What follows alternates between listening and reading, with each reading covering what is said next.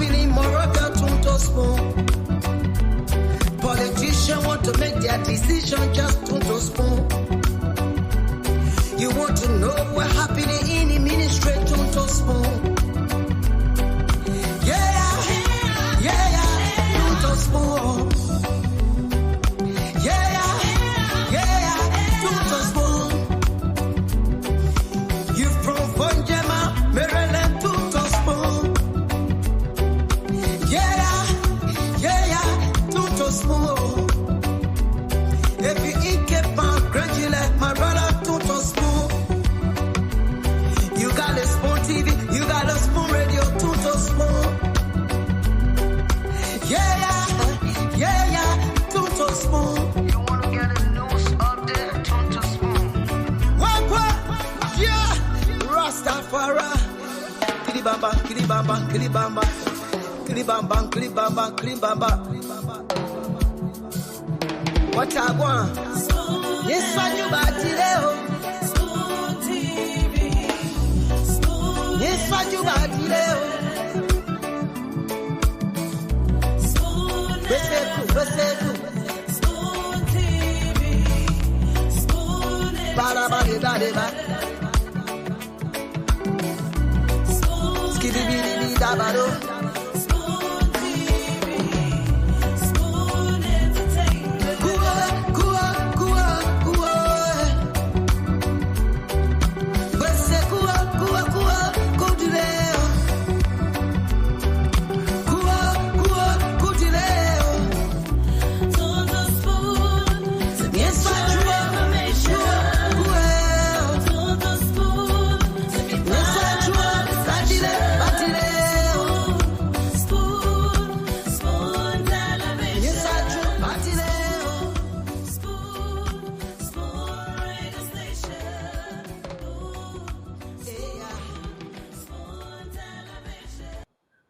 Okay, Tune to Spoon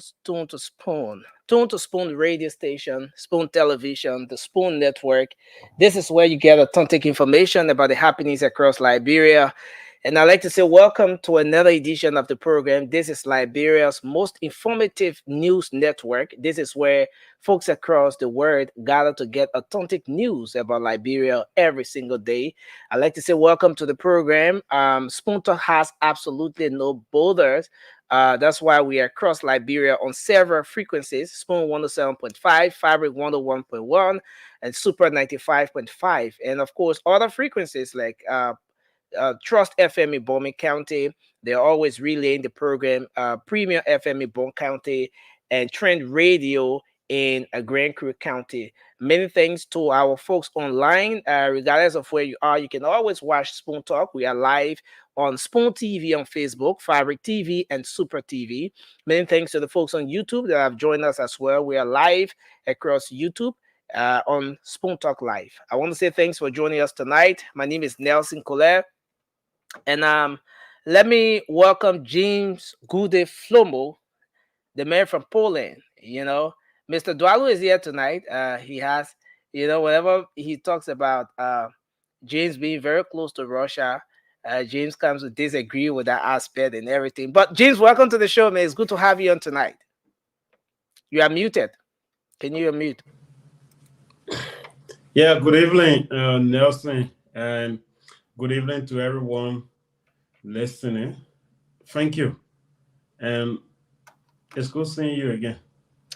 Yeah, it's a good thing that you're here. It's good seeing you. And because I'm handsome. There you go. There you go. You never disappoint. Oh yeah, because you are handsome. You're the most handsome man in the entire Republic of Liberia. I understand the Polish, whenever you walk in the streets, the traffic gets jammed because the people get to see a black handsome man for the first time in their lives. So yes, it's no joke. And I'm glad that you're here again. Yeah, so we're here to talk about Liberia, to do the people's job. I'll be in the background producing. And I know the rest of the team will come, the CEO. I see Mr. Dwalu is already in the background as well. And what all we can say to our folks out there is to share the show, kindly share the program as you join us tonight. Share we're on Facebook, Spoon TV, Fabric TV, and Super TV. This is one edition of Spoon Talk you can't afford to miss. So just share the show as you join us. Let's get ready to start another great conversation tonight. Yeah. So James, this is where we are.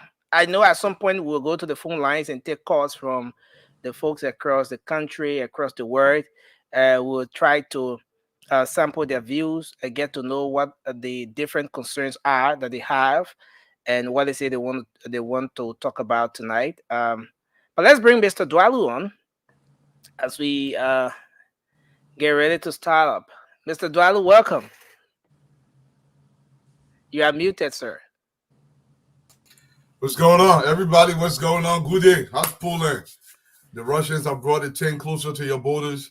It is what it is. I knew this is where you were starting from. My man. Everybody, man, y'all welcome. Y'all welcome. My brother ain't cool out there.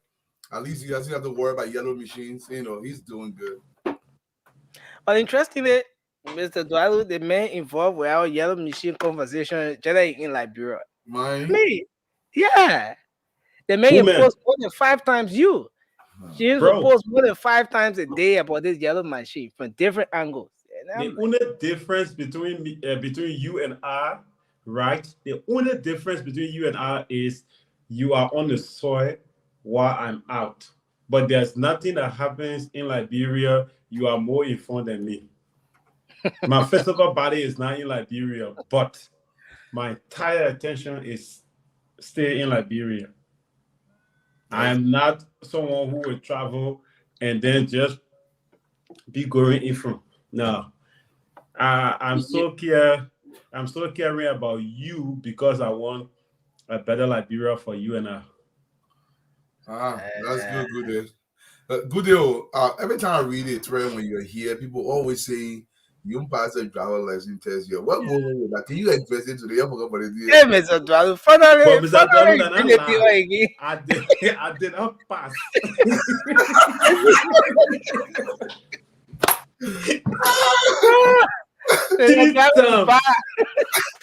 Three terms. All your friends recalling the portion of the program. All your ministry recalling it. Wait on. Let me explain. Okay, explain. Right? Yeah. I can drive. Driving part, I know how to drive. Mm-hmm. You see the book? Yeah. About driving lessons. And what do you see here? Yeah, it. Perfect driver. B1. Yeah. So back in 2020, was it in 2022 or 2020? Okay, in 2023. And I still don't. Go ahead. Yeah, because we came here in 2022 September. So in 2023, when I was coming at the number my driver license, the CEO said, "My begin, you order you can drive." I said no. He said, "Then you can't get a car. The first thing you have to do, try to get a driver license." There, he said, "What's the process?" I think the entire process sum up to like $1,000 US. Yeah. The issue is if you don't have a driver license here and you want to get a driver license, you have to go through a Polish driving school. You will go and register there, and for foreigners, it's 3,200. I think 3,290 zloty. That would be about 800 USD. That would be about 800 USD. When you register there, is the school that will give you this book. You can't just get this book on the market. Okay. The school will give you this book and give you an app with practice questions. Okay, they will give you this. They will give you this app with practice questions. If you see this app, I answer about 65% of the questions here. They will give you this app and give you access to it. And every time before you have access to it, you have to pay that 45 zloty. That would be like 50 zloty is $10. So that would be about maybe like $8 or $9. Okay, you have to pay that before you have access to it for like 2 weeks. So the when the CEO asked me, he said, go find out. I went at the everything. He said, okay. So what's the total amount? I think the total amount was like 900 and something. He said, okay, I will send you 1,000. The CEO sent 1,000. I went and paid the money to the school. I paid the money to the school. The school gave me access. And when they do that, you also have to go to the government and they will give you something like PKK, the driver profile. All drivers should have it. When they give you that, then you are good. That driver lesson we're talking about, so? That driver lesson basically at 30 years, so it did a different thing. When the school register, let me finish before I thought the thing I want to talk. When the school register you, they give you this book. Everything about driving is in this book. Everything you think about driving is in this book. When the school give you this book, the school is not responsible to make you pass. So they will tell you even before they start teaching you, you have to read this book and then go do the test. When you do the test, you pass. And when you pass the theory, and then the school will provide a driver that will sit in the car with you to go for the practical, the state practical. I went and paid that money. I went for the theoretical test. I spent like 2 weeks reviewing this. I went to like 65% plus when I went for that test. The test, you have to score like 68% or above to pass. Anything below 68 or 70%, you fail. The thing that now people that they bring in is like 30 seconds to finish with one question. Yeah, but that's okay. Yeah, the timing is there, 30 seconds to finish with that question. My first test, I thought I passed. The thing that they bring in, hospital son, when pedestrian crossing the road, what you have to do, I'm like, damn, this is terrible. The first one, from the second time, the first one I scored like 52. The second one I scored 64. The last one I scored 67. I scored 67. I could never pass. So things that I answered, I thought I scored 80. I could not pass. So I was just like, damn. So the next thing they told me was like, okay, since you can drive, anytime you go back to your country or whatever, you can get your driver lesson. If you come here, we can change it. But before we give you a driver lesson, you have to pass this test. So I just look at it and say, okay, so right now, Mr. Dwalu, go ahead. Mr. Dwalu. In conclusion, they may they may bring and just accept everything that in this book, Mr. Dwalu. You see, it's not good to jump over certain things. So when we're in Liberia, I will tell you once that when we're in Liberia, they may, when I'm going to driving school, they may say, "My man, I think that's a waste of time, man. What are you going to driving school for? Just go, you learn how to drive, and you go and get your driver's license." So the man went and got a driver's license. Now he unfortunately left the driver's license there and went Poland. You see what the man going through now. So James, how is it that and your man recording the portion Nelson, driving Baron, Sylvester Tevez now all the men on here. Nelson, I'm not discrediting Nelson. I'm not discrediting driving schools in Liberia, right? Because here, Mr. Dwalu said Latvia. You want here to you have Trump. You have the Trump way. You have the Trump, and you have buses. You don't need to drive. You don't need to drive in Poland if you don't want to. Most of the European countries. You see this sound. Nelson, even you that went to driving school in Liberia, if they tell you to interpret this, like let's go to when you see this sound on the road, how can you Nelson explain this? I'm talking about the struggle. Let's talk about A5. You get a book. You get a whole book. You go for the test. You pray. But it's not bad. Look, and good. Keep trying to do what you gotta do. We were lucky. I will try again. In high school, they used to bring the team to the high school. Everybody signed up in high school. They come to pick you up. I think I paid $35 for my own. I mean, that was a long time ago, 1995 or something like that. But it was just one of those deals. They come on campus. They'll go there, drive. But my man, the thing can be passed. So a lot of people driving in Poland, but the beautiful part about those European countries, they got enough public transportation system. You know, Oh yeah, so that's one of the reasons. Like you see here, if you recharge the student card, yeah, $10, USD carry you for 30 days anywhere you want to travel. see that? This student card, as soon as you recharge Yeah, it, you Dwalu, go. Yeah. you will not believe the way they make your forget money. They go for that test 3 times. Oh, but wait, the highest person Is here it? went 19 times and they did not pass. The You person joking? still doing it. Oh, they test in Polish or English. They will translate. Oh, so you can do it in In English. English. Yeah, Okay. in French, in English, or But Russian, or who whatever. did the thing in English?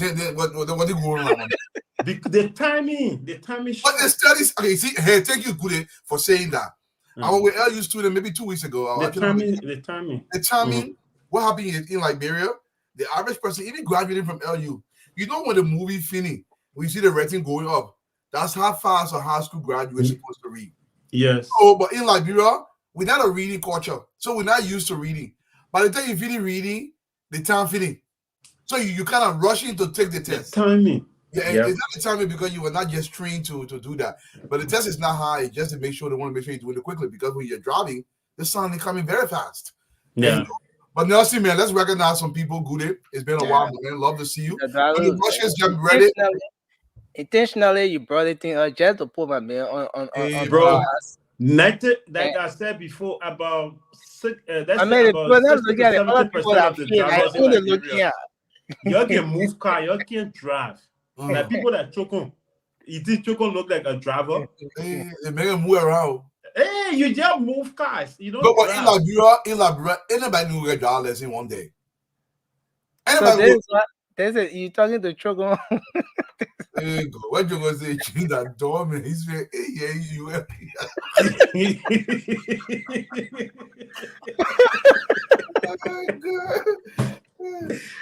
Police mom, but good, it's all in good fun. Another thing again, I forgot to say, right? Yeah. Before you do the driver lesson, they have to do the eye test. Like you see my eyes. When you see me, you know that I get problem with my eyes. Yeah. No.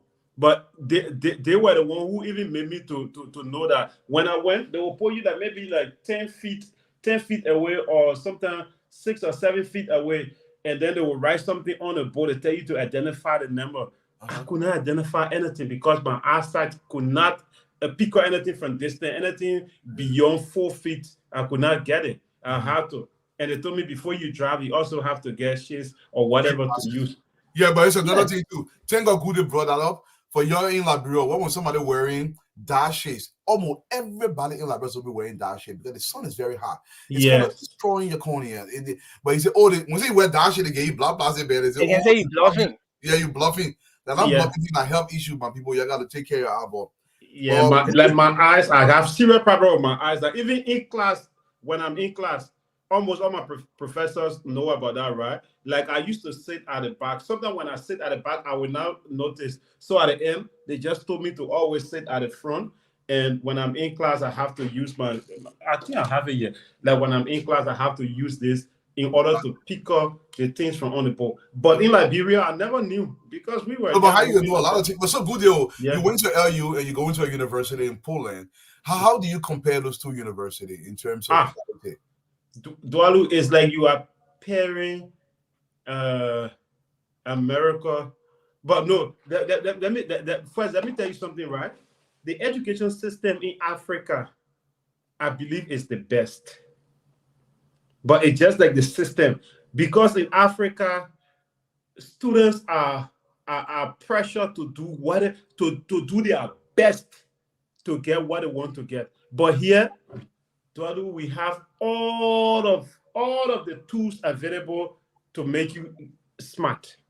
Yeah, but so when you use the English, you say the African system may be the best. That is not entirely true. This is what's happening in Africa. Look, remember in Liberian schools, right? You expect a 10th grader to memorize the entire periodic table. This is crazy. No. I give an example. It should not be. It should not be. Yes. You know, because there's no point. In most schools, they're teaching you to think critically. But in Liberia, we teach memorization. And what happens is, not a test can you go, you vomit it, you go outside, you fit in. The issue is the way people are being taught. Look, and I always say this. Look, from ABC to sixth grade, the most difficult years to teach. That's when in Liberia, everybody said they can teach. So they destroy the population before they even get to middle school or junior high school. And that's one of the issue, my man. Let me recognize a few people and let's talk a little bit, get to some business. I see Okay. P. Adolpha Zor Sr. How you doing, Mr. Zor? May Moore, how you doing? Lawrence Cully. Mr. Cully, what's going on, man? Alvin McKay, what's going on? Charles Russell. Mr. Russell, how are you doing, Lovell? Bondo? Undo. How you doing, madam? How's everything? Wherever you are from. Over here, I see Dennis Brooks. Mr. Brooks, what's going on? I see Saiti Chikor. How are you doing, Mohammed Kenan? Tiku Talata Mohammed. Henry Bana. Mary Finda Arthur Dole.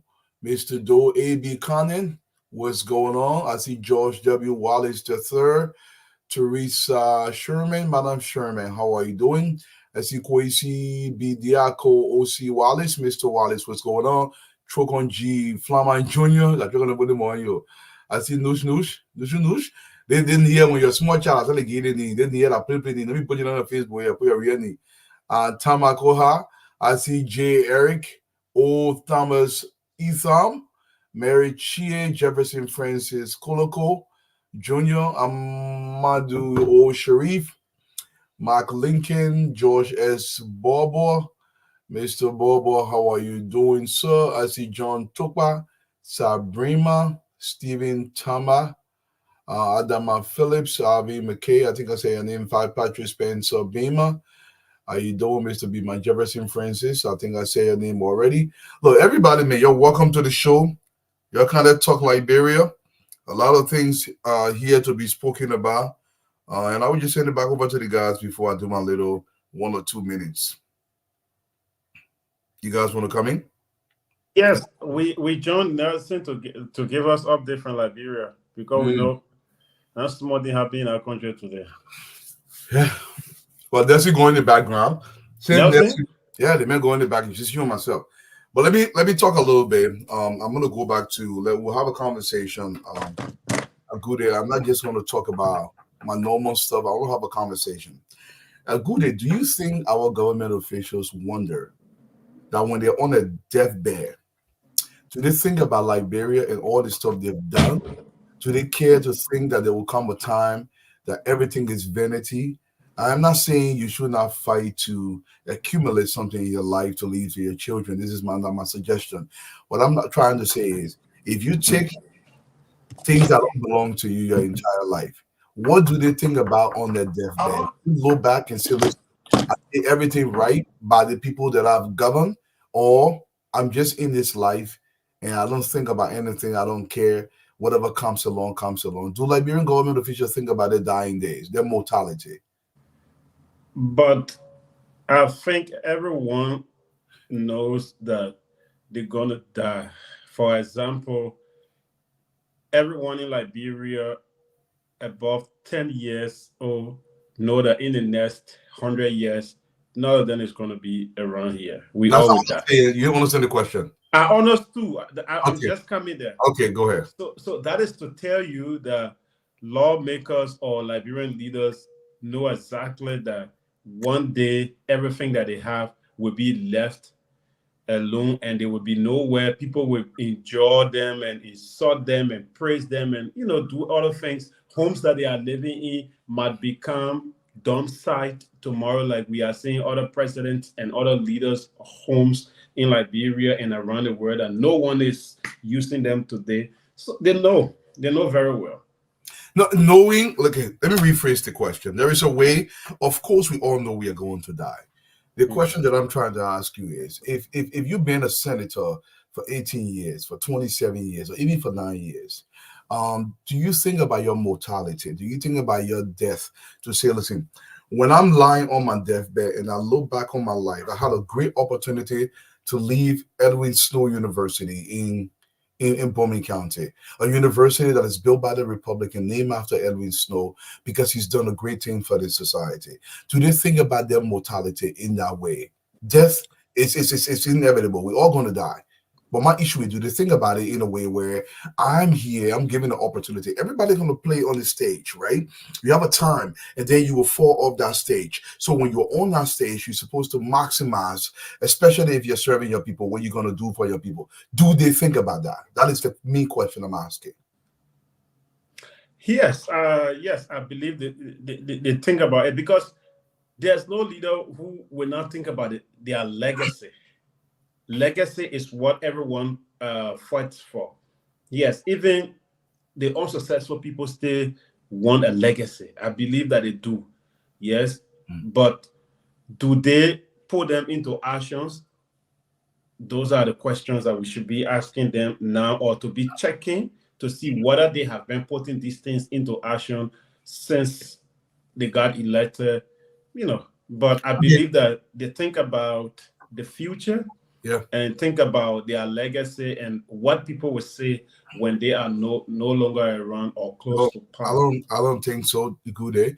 Thinking about something and doing something. Okay, let me ask the question this way.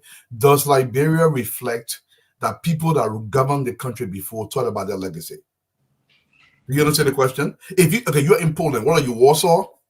Mm-hmm. What city you're in Poland? Warsaw. Okay, if you look around Warsaw, you can see the remnant of everybody that governed before. You see the institutions they built. You see the legacy. The streets are named after them. Beautiful streets. You see universities. You see hospitals. You see institutions, research institutions. Those people were thinking about their legacy, so they did something about it. In Liberia, they do nothing about it. Thinking about it and doing something about it are two distinct things. In Liberia, I don't think people think about their legacy. I don't think they think about their mortality. That's what I mean. Yes, we have failed to institutionalize our governance system in Liberia. Instead, our leaders have personalized, they have personalized their activities. So if leadership in Liberia was institutionalized, then we were going to have exactly like what you talk about in Warsaw, in New York, and other places around the world, right? Because leaders were going to be thinking about generations to come. We've been in existence for almost 180 years, meaning a century has gone, and we cannot still point out to any historical fact about those who came yesterday. And we are about to complete another, century. What are we going to leave behind? Tomorrow, when George Weah is dead, when Joseph Barker is dead, when Dillon and others are dead, what are we going to point at the next generations to come? What are they going to point out to say? So yes, good, then let me ask you there. Is it fair to say that our previous administrations and everybody in government currently, they are not thinking about their legacy because they're not leaving anything substantial behind? Yes, these things happen because the foundations were not built. You can say that. You can say that. So let me give you an example. If the war is over today in Ukraine, almost everything in Ukraine is broken down. Yeah. Give Ukraine 20 years, they will nearly rebuild everything back. In fact, they might build it even better. 20 years. That is 20 years. That is because the Ukrainian governance system 100 years ago, 100 years ago or 200 years ago, started with what they're going to do. The Warsaw that I live today, about 95% of Warsaw got damaged. Totally. I mean, totally. Liberia was not even damaged. Germany invaded this place and destroyed about 95% of the city. But today, if you get to Warsaw, they tell you that 95% of this city was turned upside down. You could not see any home. You will not believe it. That was because those who came before the destruction, they set a goal that if these things happen, leaders are responsible to do this. If you don't do it, this is the punishment you're going to get. But we don't have it in Liberia. Yes, we do. You give me 3 to 4 minutes, and I'm going to speak to people. Yeah, go ahead. Let me say this to you, my Liberian people, especially those in government. I want you to think about your mortality, and I want you to recognize that one day you're going to be dead. And there is nothing that a man gets in his life unless that man is giving. There is nothing more you get in this life than when you're giving a golden opportunity to show your name lives on in order perpetuating it. In order, in every from time to time. If you go by 2, 3, 400 years, 2,000 years, you still hear about Marcus Aurelius because of what he did for his people. You still hear about great men in history because they did something for their society. In Liberia, there is a tendency. Look, this is something I love to do. When I'm in Liberia, good can be for me. When I'm in Liberia, sometimes I would drive around and I would try to go to previous government officials' homes under the Tubman administration, under Charles D.B. King administration. And I try to find these homes to understand these people and see whether those homes can be maintained. They build nothing, nothing to sustain the state. They don't think about legacy in Liberia. They say, oh, the particular time here, my own, I got to eat my own. You take government money, you put it on beer table. You love to plenty small girls. You get old with nothing to show for it. You have children every single place you can pass. And then you say, you know what, wrong? At least I enjoy my life. As a man, what would you say to your country, especially if you were a minister in government, if you were a director in government, especially if you were a representative or a senator? What is your legacy to that to your district? Let's assume you're from district number 2 in Grand Bassa County and you are the representative for that district. You're going to the legislature to fight tooth and nail to leave something in that district that when you are gone, God forbid you fall down and die. They can always point to that. This is why you cannot compromise your ethics. You cannot compromise certain things because your name must live on. Your children will come after you. Say, well, this child's last name is Kekula. His father paved the road between these two locations and built great institutions here, named after him, did this and did that. It's a government institution. It's a public institution. It was named after him through the legislature. We're still using this, and he laid a foundation here to develop this district. Do we think about that in Liberia?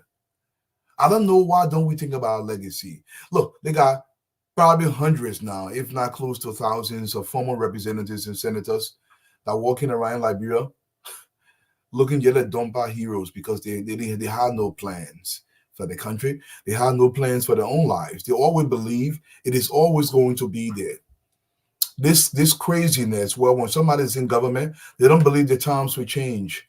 I remember under Ellen Johnson Sirleaf administration, the boys were walking around like they have arrived, like they hit the lottery. The same thing was turned over to President Weah. Over the last 6 years, they moved around the country. I have to say it was a personal fiefdom that they own Liberia individually, and nothing's going to change. Nobody thought about there will be a tomorrow. People will go and buy things that they ordinarily cannot afford. And then they say, well, I'm in power. So this is going to continue. I want officials in my country to think about this. You have, call it a 15-minute time of fame. And it's a very short window. When you come there, and I'm speaking this directly to the president of my country currently, and President Mbwakai. It's a very short window, especially given your age. This is the time to rush to do something massive for the people that will live on for eons after you're gone. Every individual that comes to government, you must be fighting to do something good for your people so your name can live on because it's far greater than you. Stanton, it's far greater than you. Welcome to the show. Can you mute a little bit? There's a bad feedback. You know, welcome to the show. How would I say yes if I don't unmute? Okay, let me mute. Then how would I answer you? Let me end this thing. The system is far bigger than you. Your children, every single person in that country is far bigger than you. Yes, the reason why. Because they're going to live on far beyond your life. You're going to live on forever. You want to make sure your name is part of that opportunity, especially if you have been given an opportunity to become a senator or representative. Do something that when you are gone, and you will go, the people will always remember you. You think about it. Stanton Opa Weatherspoon University in the middle of Lexington. And this university is putting out scientists. I mean, just think about the legacy that is. We have work to do, guys. It shouldn't be about you. It has to be selfless if you're deciding to come to the public space. You have to set your life aside. Look, for the duration of your tenure, for the duration of the time that you decided to serve your people, when you say, Ensu Opa Zina Bulaka Idwalu, do solemnly swear to uphold the Constitution of this republic. If that's 6 years, you must commit your entire life to that 6 years and do everything you can to give your best to your people. But if your best means you're going to now build a house because you never built a house in your life, you're failing your people. I know some idiot will say, well, I don't care about legacy. but I hope the ancestors greet you in a way and they all turn their back on you and say, listen, you are not one of us because you were a beast when you were given an opportunity to transform this country. You got to leave a legacy that is greater than yourself. So, like what you were saying, Dwalu, right? Let's be one way or one step ahead and one step backward. First, we need a leadership series where new leaders will be lectured and well educated. That is to educate them so they can become educated people in terms of leadership. And also, it's difficult. I don't know. It's not impossible, but it's nearly impossible to have Liberia on path with other African nations. I don't want to call European nations, other African nations like South Africa, like And Ghana. let me stop you. I beg you, let me stop you. 21 years ago, there's a small country in the middle of Eastern Africa called Rwanda. Okay? The average person in Rwanda was living on $222 per year. This was their per capita income. Half the country were murdered in the span of 3 months. They killed each other. This country was dirt poor. Nothing of any kind. Rwanda is arguably the cleanest city on earth as we speak right now. One of the cleanest cities on earth. Rwanda has infrastructure that's going from wherever you can see, beautiful streets. Kigali, in fact, they're making drones in Rwanda as we speak. They have car manufacturing factories now being assembled in Rwanda. In kindergarten, all the children have computer that is issued by the state. All the Nyama schooling that were around Rwanda, all the private schooling, they ended up closing down because the government school became better and the government put a lot of money into the primary education. So this is possible in the span of 20 years. The mere fact that we believe this cannot be done in Liberia, it defeats the purpose. Then I'm going to ask you a question. Why do we even live? Why do we exist? If we believe it is impossible for Liberia, it is impossible because we allow this to happen. And I would say this, somebody would say, well, he used an iron fist to change things over. Sometimes if you're building the foundation, you have to use a lot more steel. And that's what he did. And there's nothing wrong with that. So, okay. Like I said, it is nearly impossible, right? Mm-hmm. One, our leadership style, the style of our leadership, the way we run our governance is nearly impossible. Yes, if like the country you mentioned, some places they had to bend the law before they could do what it did, and today their country is to where they are because they did not just sit there and say we have to do this. Practically, if you read about them, like Ghana, when JJ was there, sometimes the president had to take drastic measures. In Liberia, the first example is the coming of the yellow machine. Now, I'm not supporting the illegality, right? But those countries, they got developed because they are leaders of yesterday. They took actions that some did not fall in line with the laws, but they had to do it because they wanted to see their country progress to a certain level. Our first test of transformation or proposed transformation is the yellow machine. Now, politics is almost pushing this yellow machine out of Liberia. We are almost leaving it to go now because we believe that the system was not followed, and that is true. So what is the intent? The intent of the machine, is it going to be used for a single person? That's one. JJ Raw damaged people's homes in Ghana. They took people off the street, flogged them, jailed them because they wanted to transform Ghana. Today, Ghana is one of the best countries in West Africa. They did not state the constitution. They banned the law. Are we willing to do these things? No. What do you mean, no? We are not. Politics. So, Mr. Dwalu, James, good day. James, you off today? Today, Saturday. I'm off. You off today? Yeah. Oh, okay. I see. You need to go do overtime. You need that money. 26 coming, go do overtime. Praise the Lord. And Dwalu, just listen to me too. Just say the man go do overtime. 26 coming, Dwalu. That man know what overtime is. Lovette Bondo. Dwalu, your friend here. Lovette. Your friend here. Dwalu. Yeah. She said she like you. I love it. Welcome, Mama. I love it too. Oh, you do? Yeah. Wow. Maybe James. man. James Chatu. Chatu in Liberia. Well, okay. Let me leave my pig alone. Because he been begging me I shouldn't put his business outside. But James, I mean, and Dwalu will get a big story today, Dwalu. Something is bothering about the audit report, Dwalu. Do you know how much Emmanuel Nukwe last year alone? I know we started the show here, James. It's good that you're hanging with us today. Emmanuel Nukwe, last year alone, he received $11.6 million. We need to ask the executive to audit the Senate. And we need to force Fonatikofa to audit the House of Representatives.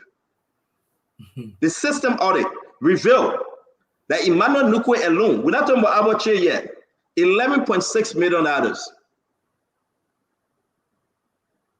What did he do with that money? Just 2023. I know what he's doing. The properties.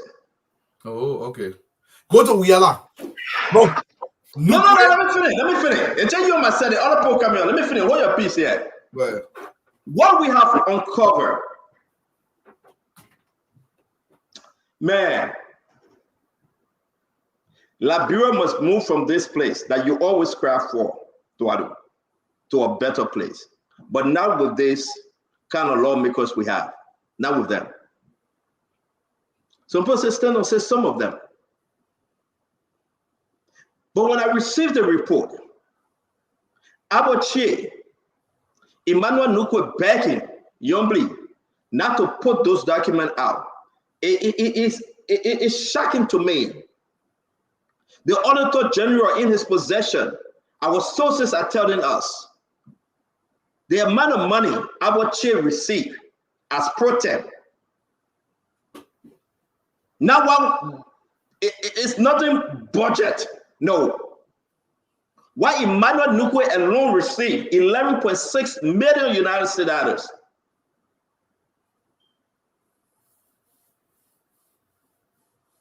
And you question why among them all, America looked to say we'll put Emmanuel Nukwe on sanction and we'll put Aboche on sanction.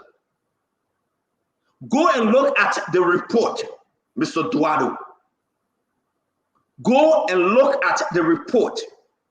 And starting next week, we will tell the nation why Emmanuel Nukwe and Aboche must be on sanction for life.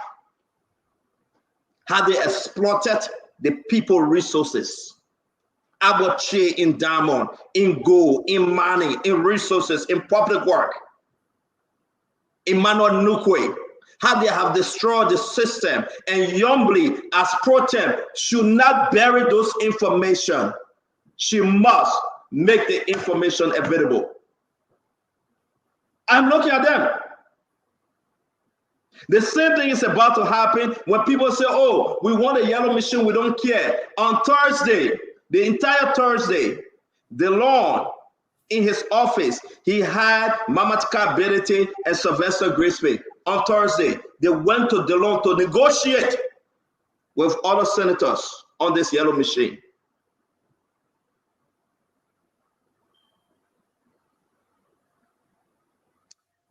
Dwalu, I know we are waiting for the guys. I know we got 15 minutes of injury time before we start this show. But what we're about to reveal, what we're about to tell the nation, that's why some of them, they pray continuously and say Stanton shouldn't be around. They can talk too much. They can talk. But even so, you say that Dwalu. You say have Mame. You still have the few good people that will hold this government and the government feet to them. Why will Emmanuel Nukwe as chair receive $11.6 million? Where in the good heaven What work? And we're going to go to Abache, the amount of millions of dollars Abache received. Go and look at the reason why they put it on session. And there you go, you have Delon negotiating all Thursday, negotiating with Mama Kabirite and Abache. They were in his office. They're negotiating. They're saying, help us. It's rotten. It stink. Talk to me, Mr. Duaru. I know I say talk to me, but I just can't stop looking at the document.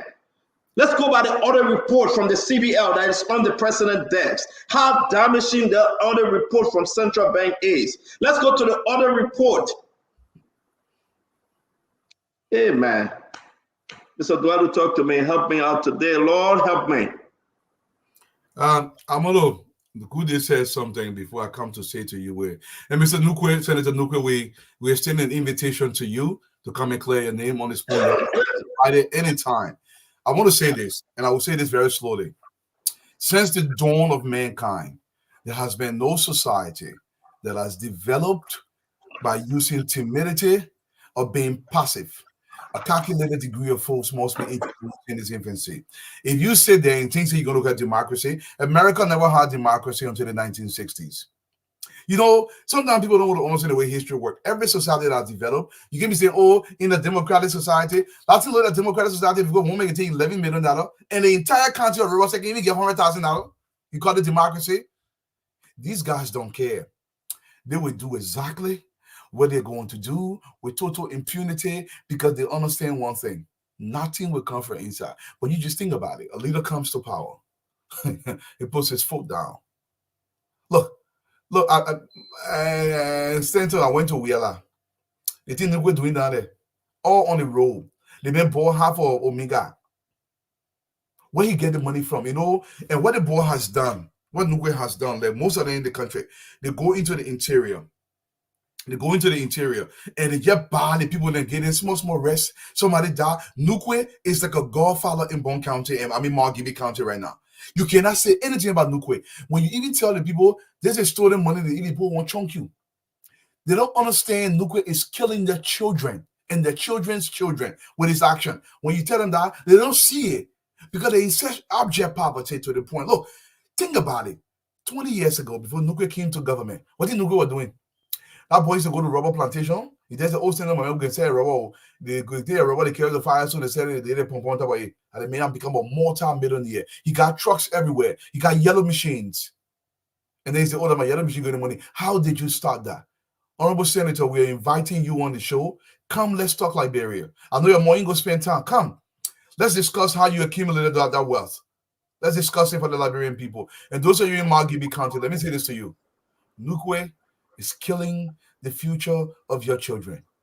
I know he can give you one bag of rice. If somebody gets sick, he pretends to be sitting in the hospital. He took your hospital money and he gave you $10 inside your hospital money. That's what they're doing to you. Mr. Duaru, I want to welcome every one of you. DRNG, welcome. Vamin Dona, welcome. Bill Castle, as always. Paul Sangbe, Lawrence Cody, Aaron Butler, Comfort Samuel, every one of you, Georgia Brown, Cleopatra Maddie Clark. We want to welcome every one of you. Fopa Z, please share the show. Invite your friends. We love your comments. Sekou Kamara, Momo Johnson. I want to welcome Pittman Wright. Let me bring in Stephen Grams, J. Eric O. Thomas Etam, Omen Sumo. Let me say this. Our country, we are marching towards massive failure for the next 2-3 decades if there is no action taken. Duaru, look at the report and we'll share the report that people will see. Look at how bad it is. 2023, January 1st to December 31st. How can one man, one committee spend and receive over 11.6 million United States dollars? You tell me, Duaru. We're talking about all the other folks. There's a reason why Yombly must. It's a must that people demand of Yombly that she make available those system audit that was done. She must. Youngly must. There will be no games. There will be no mama play. There will be no backroom talk. See Abache begging that he shouldn't do audit. See Abache on his knee, because if it's audit, I can guarantee you Abache, Emmanuel Nuclear, and the rest of them will be going to jail.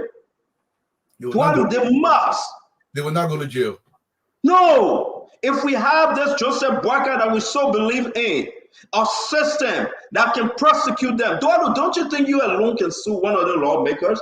Even so, if they play game, you as a citizen, as a child of Liberia soul, you got the power to go after them. Our system can be controlled. They will put everything. They will make laws to protect themselves. We need to expose them. Look in the House of Representatives. Is Fonati Kofa protecting the former speaker, Buffer Chimba? Why are they fighting right now for Fonati Kofa? Look at Tagwombe, what he said. Look at Fonati respond to Tagwombe. Yeah. Hush, hush. Yes. Whose interest, Walu? The whole country is as a nation. Who's speaking for the people? The Liberian people, who's speaking for them? Everybody playing this game in the cool of the working day. Sylvester Grace with Mamaka, Berete, and say, let's go to Delon, let's go in your office and go negotiate. On Thursday, they were there. It's just not happening. They're trying to work on numbers. It's not happening. And you know Delon cannot deny that Sylvester Grace and Mamaka was in his office. They were there. They were talking. They were negotiating. I mean, where are we as Liberia? When will the good people speak? When will the good people come out and say, I will do it for the people of Liberia? And at the kicks up, because we'll be having this conversation today, folks. Joe, we are coming in the country, people celebrating. Amen. Joe, we are again. The psychology of poverty is tension. The psychology of poverty. It got nothing to do with anything. Look. So if we go to Boyka and we feel that Boyka is not doing it, is Joe Weah the alternative again? God forbid. God forbid. Amen. I'm watching Spoon TV today. I see people taking the lapa, people jubilating. I see people going in the plane. Akaris going in the plane. Thomas Fala, McGill. Amen. Is that our only alternative yet, Dwadu? Oh, we will have eternity 2029. I guarantee you this. Hey, Dwadu, talk to me. Dwadu, make me feel good, man. Make me feel good. I challenge the Acid Doe. I challenge the Uncle Sam Jackson. I would go after them. Is that the alternative, man? No, is that the only hope? He's the hope for sedition, though, and those who believe in him. They're not sufficient to win, so they can leg it. They can do whatever they want. Stanton, give me the chat, became my brother. There will be an eternity 2029. Look, this country, I don't care what anybody says going forward because we are not here for a long time. My country cannot continue to be the least while you got leeches literally stealing everything from the people. And our people know no better. Stanton, look, these guys will be, if you go to the houses in the morning, yeah. Only we gotta be in Liberia together, Stanton. We'll use my car, we'll go. You see to the horse, a pack in the morning. They come out with gold chain. They get up in the bed with take gold chain, with gold chain on the hand. Everything, ring on the hand. They actually did not achieve something. These are people that never had a pot to piss in the day before. Where are they getting all this money from? Now they'll claim, I get my company. I got 17 trucks that are leased to lock. Did you have that 17 trucks before you came to government? They did not. They used the government money and they refused to be audited. Let me say this to my Senator DeLong, in whom I used to be well pleased. You promised this country that you will shine the light. Nothing should stand in your way from shining the light on what is happening in the Senate. To my sister, Yombi Kanga Lawrence, do not allow anybody to destroy your legacy. Your job is to serve the Liberian people and not to serve an individual. If you want to shield anybody, don't put your name on the line for anybody. If they took money from the Liberian people, let the Liberian people know what happened. You cannot continue to treat this country like this. Look, a rainy in Moria, it's not small rainfall, the whole place full of all our people then. They're in water. These boys are taking $11 million when we can open drainages across the country. We can create better flow system in the city. Nobody won't do about it. They're going to build a massive mansions with 16 air conditioning. That's what I counted in one official's house. I promise I won't say it to nobody. They make us 16 air conditioning, even in the main garage where a car parking, put air conditioner there. And guess what? All of them bypassing LEC and not paying for the current. This is the country of Liberian people sitting, and then they go to the churches and they go pray, and they say God will come down and save them. Let me tell you something. A criminal understands one thing. The criminal don't understand, my man, stop. Criminal doesn't understand that. You have to physically punish them.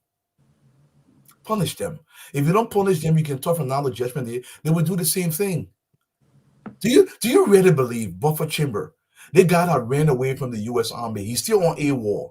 His name is Jalen Janine. He's not Dr. Buffer Chamber. Do you believe the man that could barely make $500 a week? He goes to Liberia, he literally becomes a millionaire, build massive houses, enjoy himself. People celebrate. I think he was in the legislature for 18 years. Do you really believe he will let that go and come back to America to go work in some kind of group home? Do you really believe that? That boy will fight tooth to nail to stay in government because he understands one thing. If you guys remember way back on Henry Costa show, one time Buffer Chamber called when they ate the Bon County Development Fund and he lied, said he ran out of money.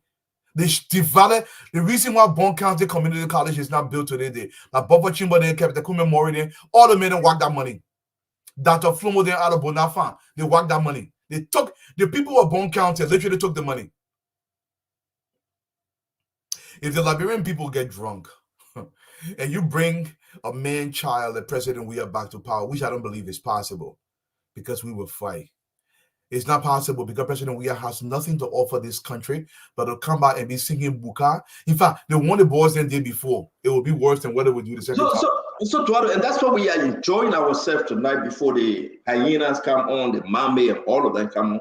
Let enjoy this time, let enjoy ourselves. Folks, I'm saying to you, tell somebody that Spoon Talk is on. Share the show.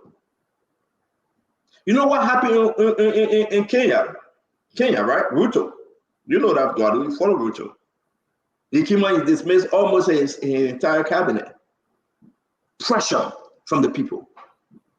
Pressure from the people. Look at the region. Look what is happening.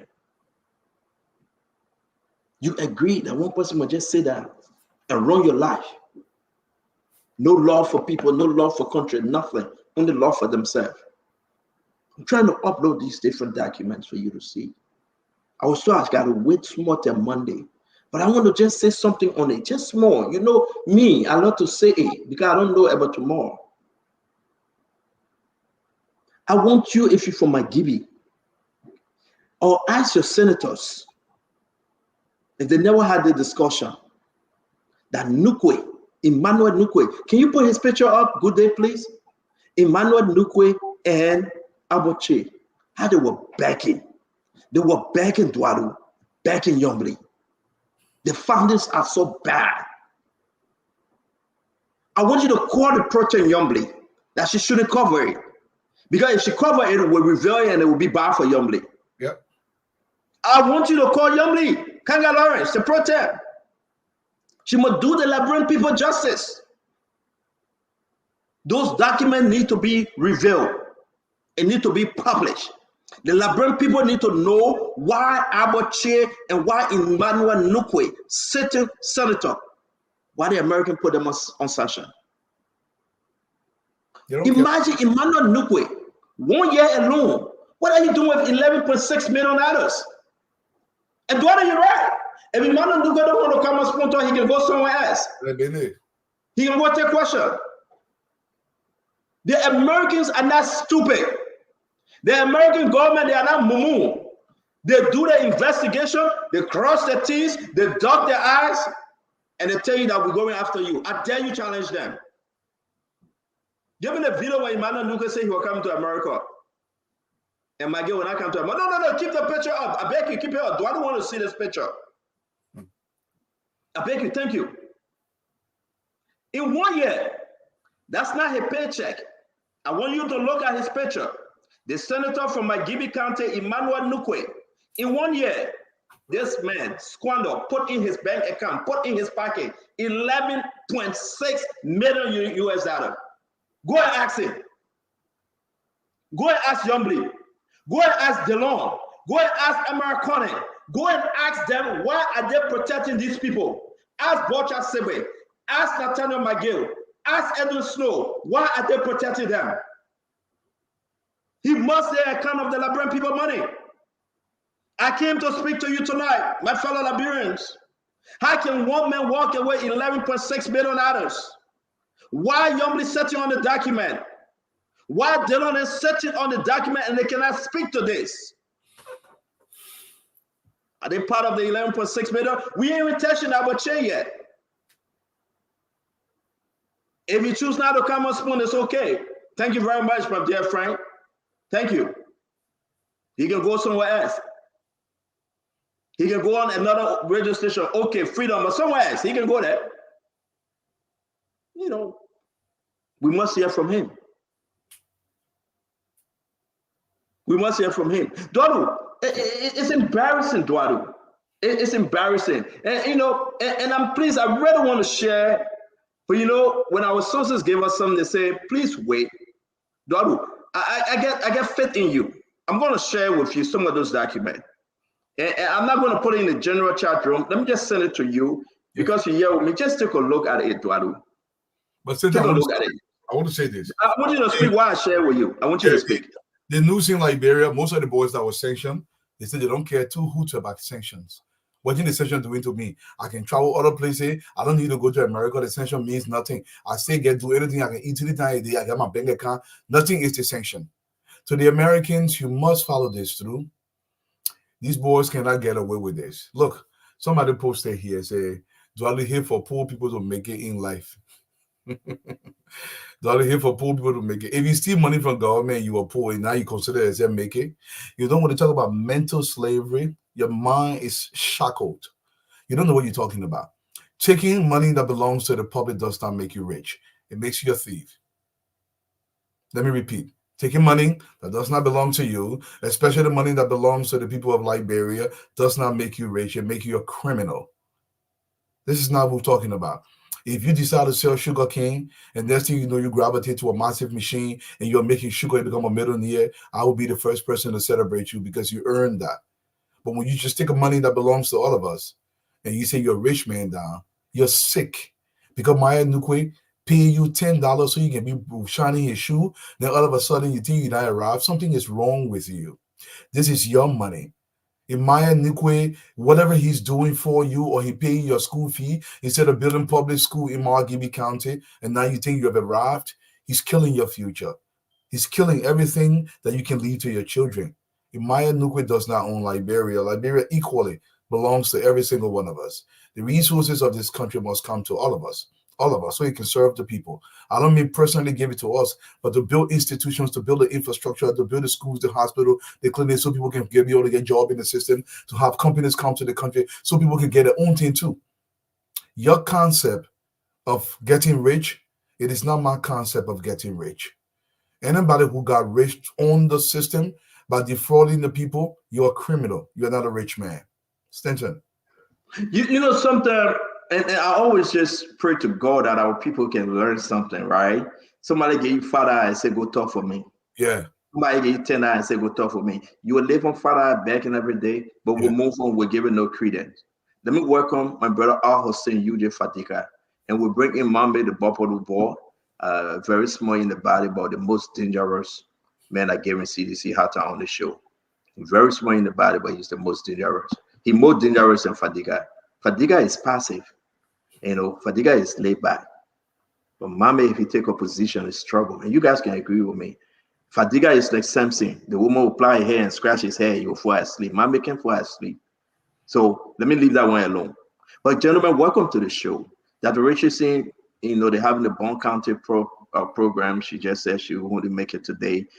We saw that our sister Glendy and her brother Abba attending her funeral. So the rest of the team will be joining us: Paul Kennedy, Uncle Sam, Asido, the rest of them will be joining us. But this thing about Emmanuel Nukwe, guys, we cannot reveal this. It's very classified. I would beg you guys, don't do it. I must send it to you because we're having a conversation. Just a little bit of it. Monday, we'll show it to everybody because we have to talk about the audit, the systemic audit. And Mambe, I want you to speak on this. Reveal that 2023, Emmanuel Nukwe alone, not Aboche, not the rest of them, just one senator, $11.6 million. Talk to me.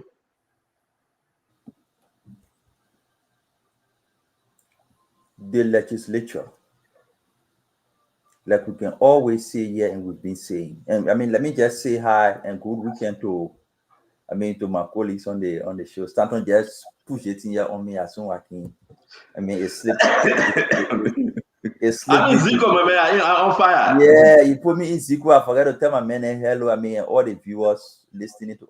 My sister always remind me. She said every time you come on the show, you just go to the issue. I mean, you can't give courtesy to your friends.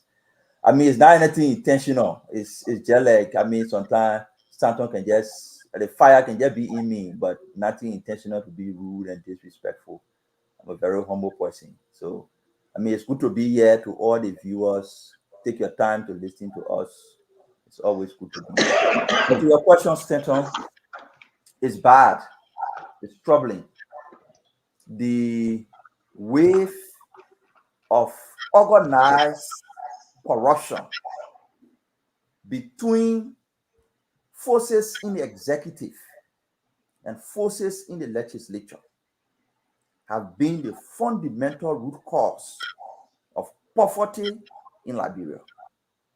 That collaboration between budget executors and people who are making allocation, that criminal conspiracy has been the problem. Until we can break that, you can make noise about the executive all day and play blind eye on the House of Representatives. You will not solve the problem. You can beat the House of Representatives and close eye on the executive. You will not solve the problem. It has to be an autonomous approach, a collaborative autonomous approach to addressing those problems. For example, this situation that Stanton brought up about Nukwe and other people. Just last budget year, the House of Sale legislature spent, I think, over $8 million above their budget. Publicly available. Similar thing happened to the Financial Intelligence Agency. Front Page Africa reported. Based on Front Page Africa report, LACC went in to investigate. And we managed to see that people stole money. They see LACC has refused to go to the legislature for the same crime to investigate. So I'm saying this to say that people in the legislature continue to believe that they are laws unto themselves. They can take state resources and work with impunity, and nobody can go after them until we can exert similar effort. Use an autonomous approach both on the executive, legislature, and the judiciary. We will not be successful in our fight to reduce corruption and deploy money into addressing the challenges the people face. But when the case comes out and you see the evidence against Nukwe and other people, you will bow for your country. There is a conspiracy, deep conspiracy, that we need to unlock. Let me welcome my brother Fadiga. Fadiga, just seriously, let's speak on this issue. I'm uploading some document to share with you guys. Fadiga, I'm troubled. 2023 alone. Oh, let me welcome Paul Kennedy too. Paul, it's good to see you, my brother. I didn't see you at first. I tell you also it goes. But I'm troubled, Fadiga, that where we are today, one lawmaker giving no breakdown of how you spend the people money. Maybe I'm making a mistake though. Do it here in America. One senator, $11.6 million, small country like Liberia. Maybe I'm crazy. But you know what? You have to, from a protein, Aboche, spend twice as much. Twice as much. Talk to me, Fadiga. My head is hurting. And you know what the Americans do now? And I will bring that going up real quick. The American is going after the U.S. component on the pay. Let me share this letter. GT Bank and every bank, the central bank, the Americans said these guys, they are criminal. These guys stole the Liberian people money. We don't want them close to our U.S. component. The U.S. currency, they cannot touch it. So no matter how you pay them, don't give them the U.S. GT Bank, if they go to your account and you give them U.S., we in America, our association is over. And I will share that letter. Talk to me, Fadiga. Why I share that letter? Stanton, your head right to spin. I myself, my head is spinning for this. Stanton, every time I say there are a lot of blame to go around in this country, and the problem in this country is so scattered all over. People think that I just want to defend the government, but this is some of the problem this is some of the thing. Look, this thing was so bad that the U.S. ambassador, when they crossed the country, came back and told us that last year alone, they spent $65 million on themselves. $65 million. Only on 100 and how many persons? 6 or 7? 103. 103. 103 individuals in the entire country of 5 million. Legislation did not do nothing. All the concessions that are ratified ended up being bogus. A lot of them are not people-centered. They do not help the people. So Stanton, we all have to be outraged by this. Look, if you read that sanction, I had to go back to read it again. The sanction, the reason why those people were Nikwe and Che was put on a sanction. If you read those documents, look, the problem with Liberia, there is no secret. Almost everything in Liberia is an open secret. Everything in Liberia is an open secret. You do something, except when you do something alone, or you do something with someone and illegal, one day will come up, except the other person died. So the Americans were able to gather certain information and put it there. How is it that the people, look, Stanton, we keep beating on this guy, but the most powerful people in Liberia are the voters. The most powerful people, but they do not even understand the power. Stanton, we need to empower our people, make them to understand the power and help them to utilize that power so that they can get people, the legislature to work for them. Or else, how do we even begin by solving this problem? Will a referendum do it? But only the citizen can demand those things. And until we demand it and we keep sitting there in this thing that we call democracy, then how? That's one of the downsides to democracy for us. You have to follow that chain. Other countries, they use military, they use different things. But for us, we have tested democracy almost 3 presidents now. So at least we are model for other African countries. So we cannot go back to war or any force. We have to use the constitutional process. We have to use the legal process. And the only way we can change this thing, we can talk all we want. The only way we can change the thing until mass civil disobedience. Let the people sit down and demand. Well, this is the beginning. As long as we enlighten them, I'm sure one of these days will come out. It will. It will. To tell you the truth, it will, because what we are doing right now is to help our people that they can understand themselves. I shared the document from the US. You please read that document. And before we go to poor candidate, let me flag this. It's important before we go to poor candidate. Folks, Nelson, not Nelson, or Good Day, can you please put a sanction document on Emmanuel Nukwe and Aboche? Exactly something. There's a line in that we got to explain. Okay? I want my people, our people that are watching the show today, take a screenshot at this letter. Take a screenshot of it.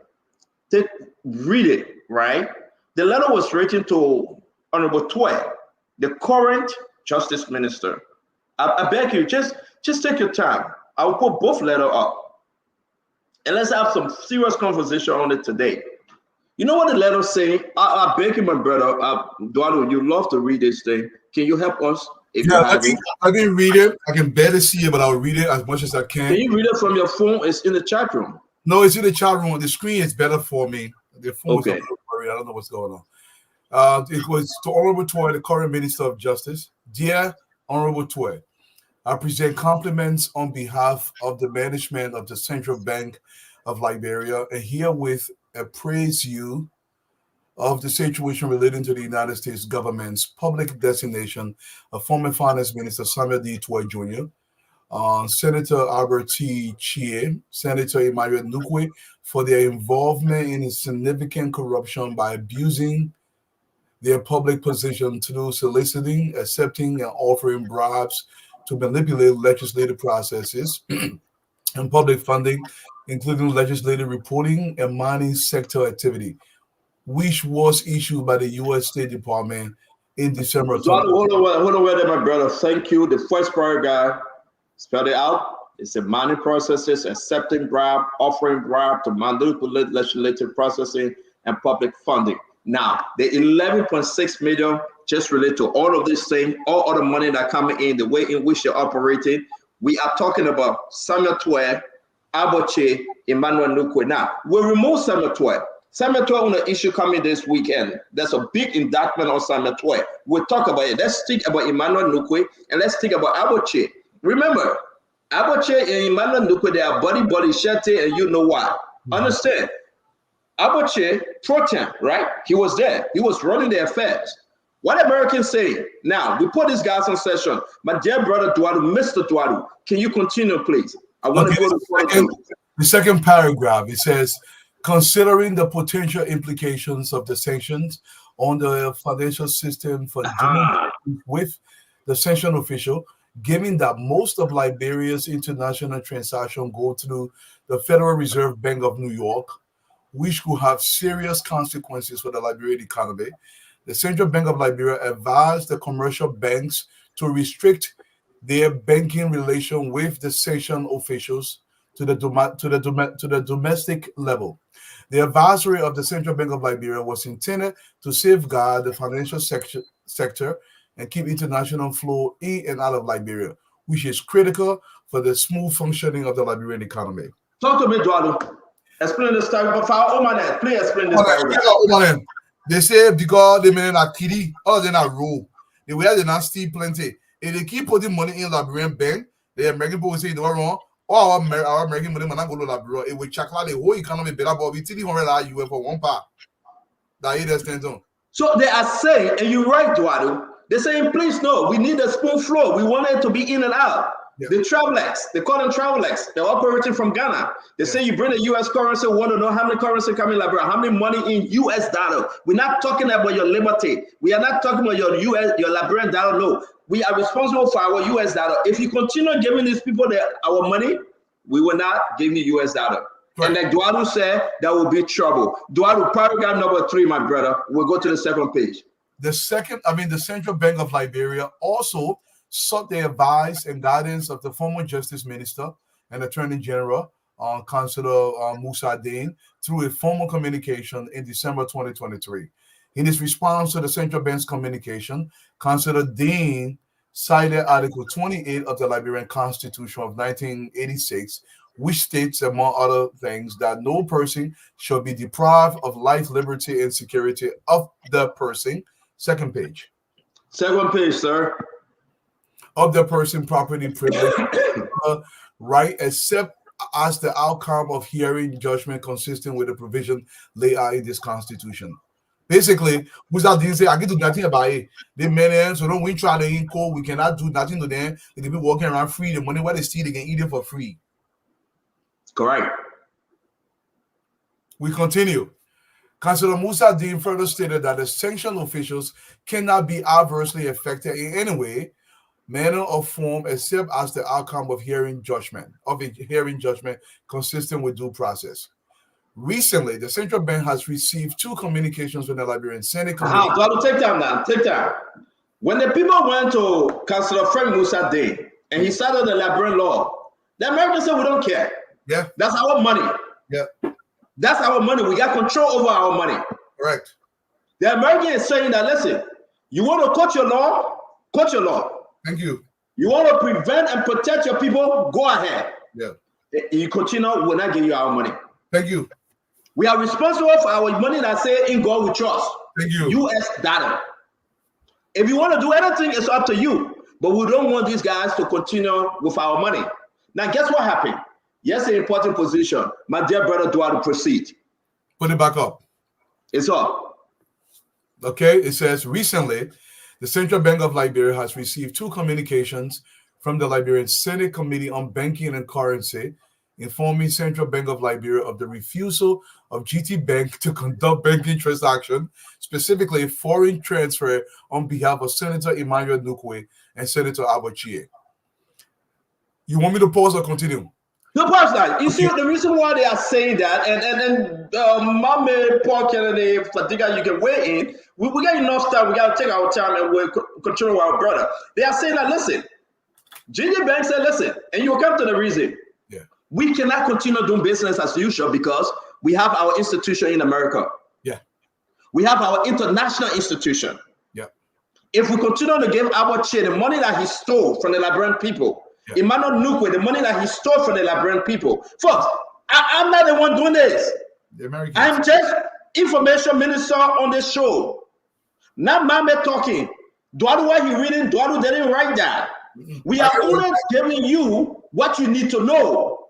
And they are saying this is it, my people. If we give Abochie and Emmanuel Nukwe money that say in God we trust, US dollar, the people will go after our banking system in the state.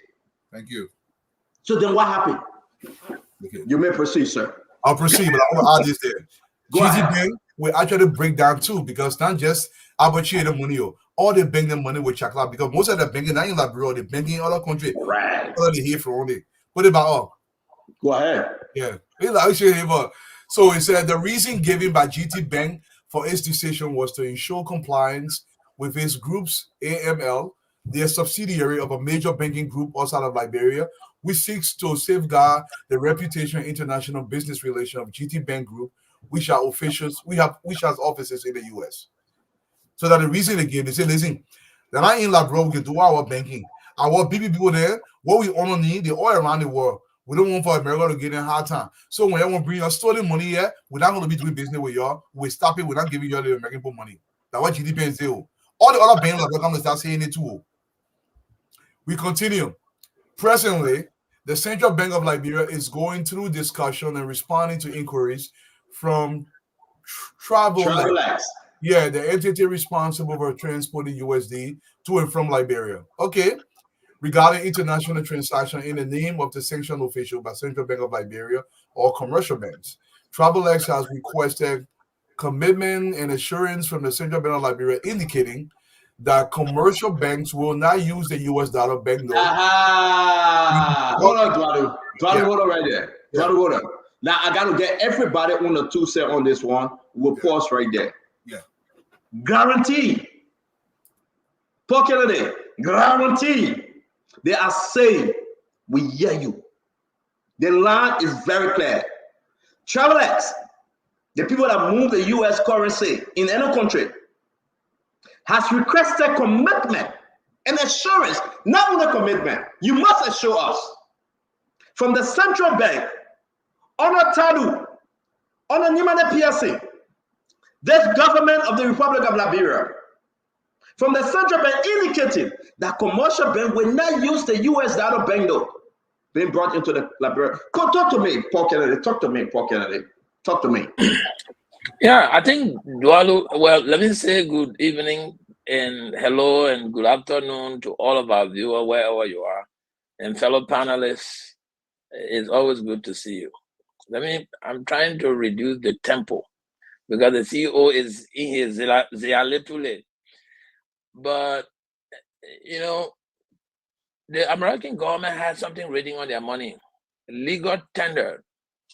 This is a legal tender to be used and authorized use by America, right? Means that America can go for that money anywhere they see it. However, I think I see this indictment and sanction or destination by the U.S. government on Liberian government officials from another perspective. Why it is true that the money is for the American people, but they are also paying people into that tender around the world. It's an agreement with the Liberian government that they use that money for certain component. In fact, Liberia has to have that reserve, certain amount of that money reserved in his bank for transaction purposes, right? The few gentlemen who were sanctioned and have that money paid to them and into the U.S., go into different banks in America, in Liberia, for the American people to tell you not to give it to them without any court proceeding that have found these people guilty in Liberia, on Liberian soil, can bring some conflict in the future of the kind of cooperation. Now, don't get me wrong. GT Bank has clearly stated will not do any financial relation or financial transaction with these people using American money, because our partners in America are saying this. But these individuals who put their money in the bank too do have the right to say, listen, I want to move my money to another bank, saying you don't want to do business with me. Or if you deprive me from using my money, I can take you to court. Because remember, we have a commitment, financial transaction commitment when I open my account with you. You didn't ask me, you know, at the opening of my account, you didn't tell me that you're not allowed to use your money in US currency. I put my money there, I'm using it. You got an indictment from the American government that has not been prosecuted in Liberia. So for Liberia to enhance this, I think they should use the Justice Minister's recommendation to have this the enlisted people in Liberia tried and or indicted before you can hold them for anything. The Liberian people told you there were a couple of people who were sanctioned, and the Liberian people still went and voted for them and put them in political position. So you expect that the Liberian people made the wrong decision by putting their sons and daughters who were sanctioned into political position. So it's a slippery slope.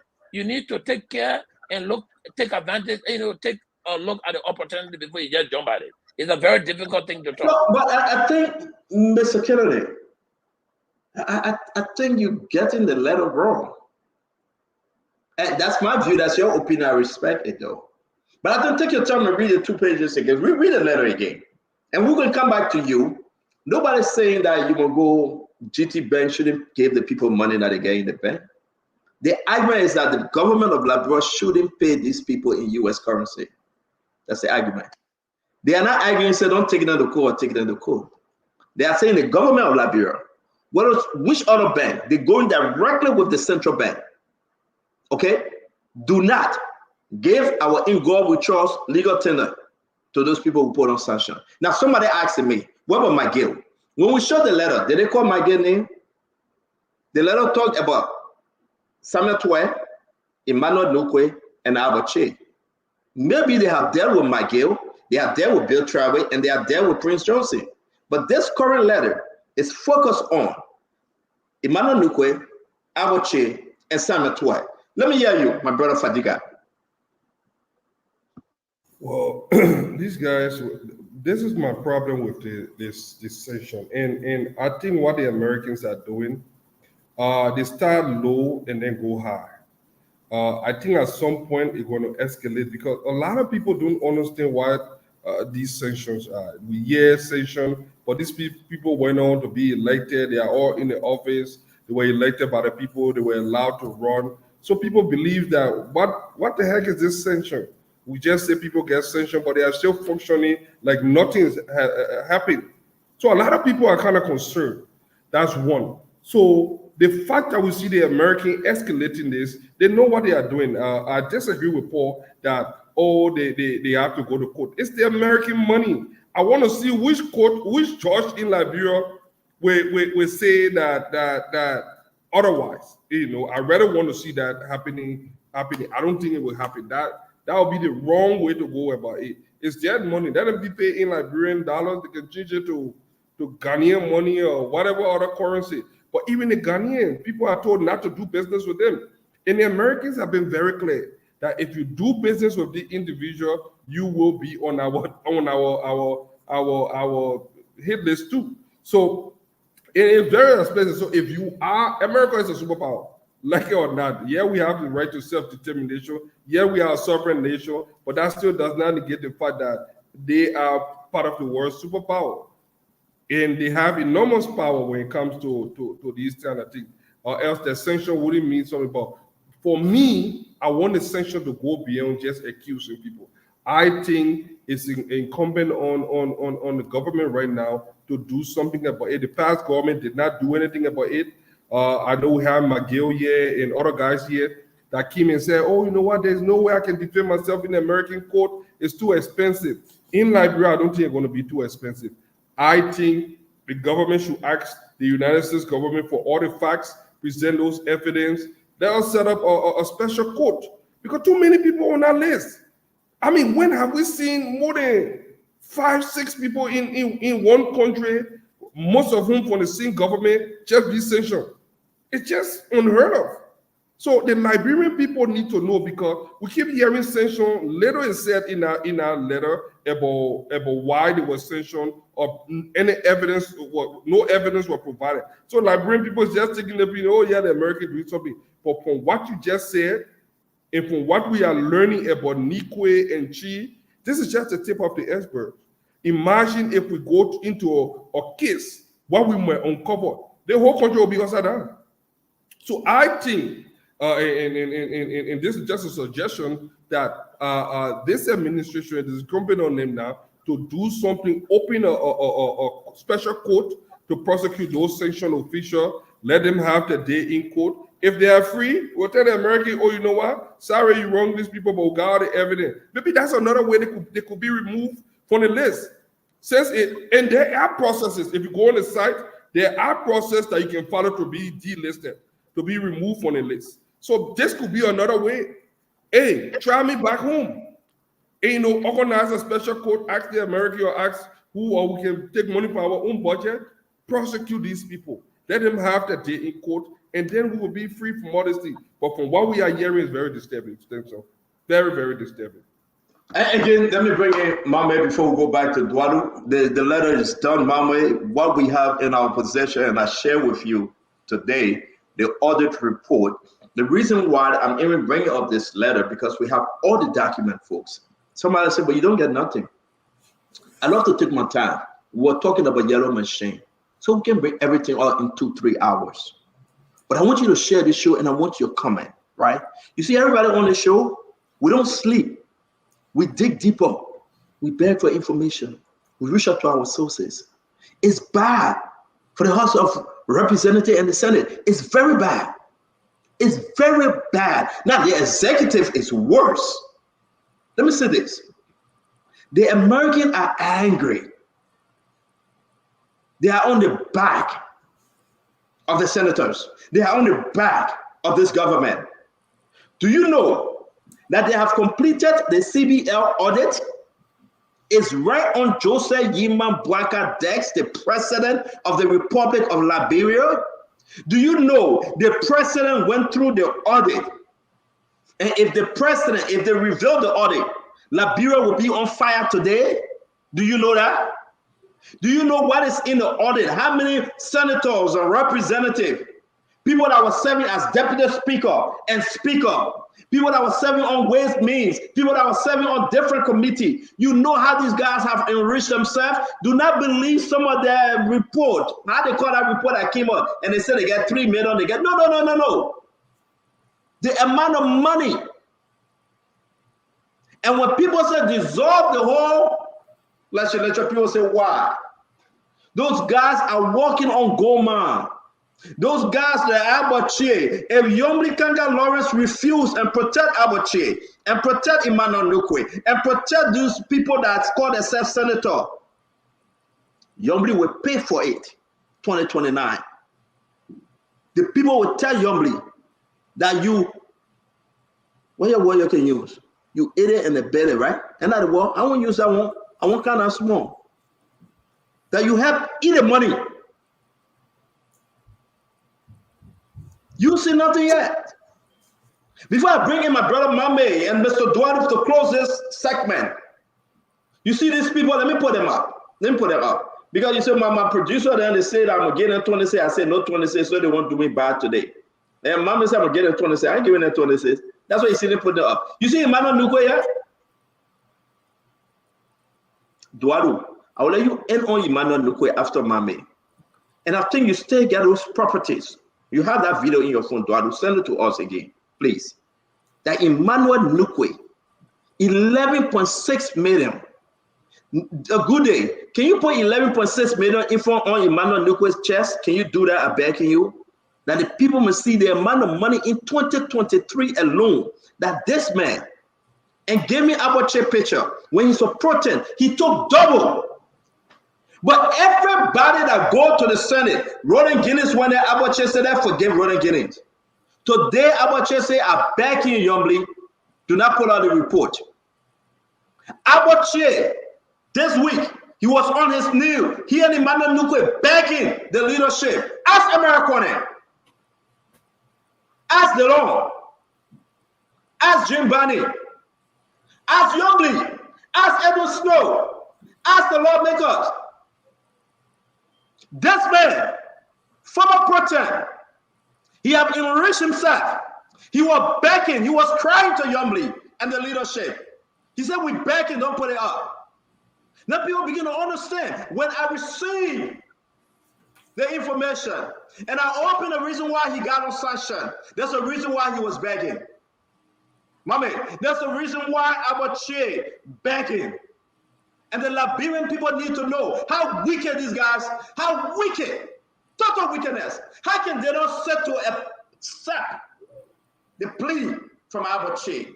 How can you be set to accept the plea from Abache and Emmanuel Nukwe? While the masses suffer, while the people sleep in the slum, and these guys walking away with US millions of dollars. They are buddy. Who ate the money with them? Mama, who ate the money with them? Mama, talk to me, Mama. You stopping me from revealing this document today. I really want to put some of the document out, but you stopping me. Hold on.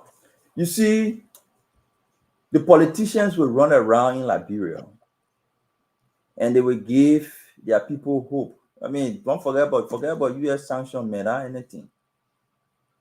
But we know what is happening in the background.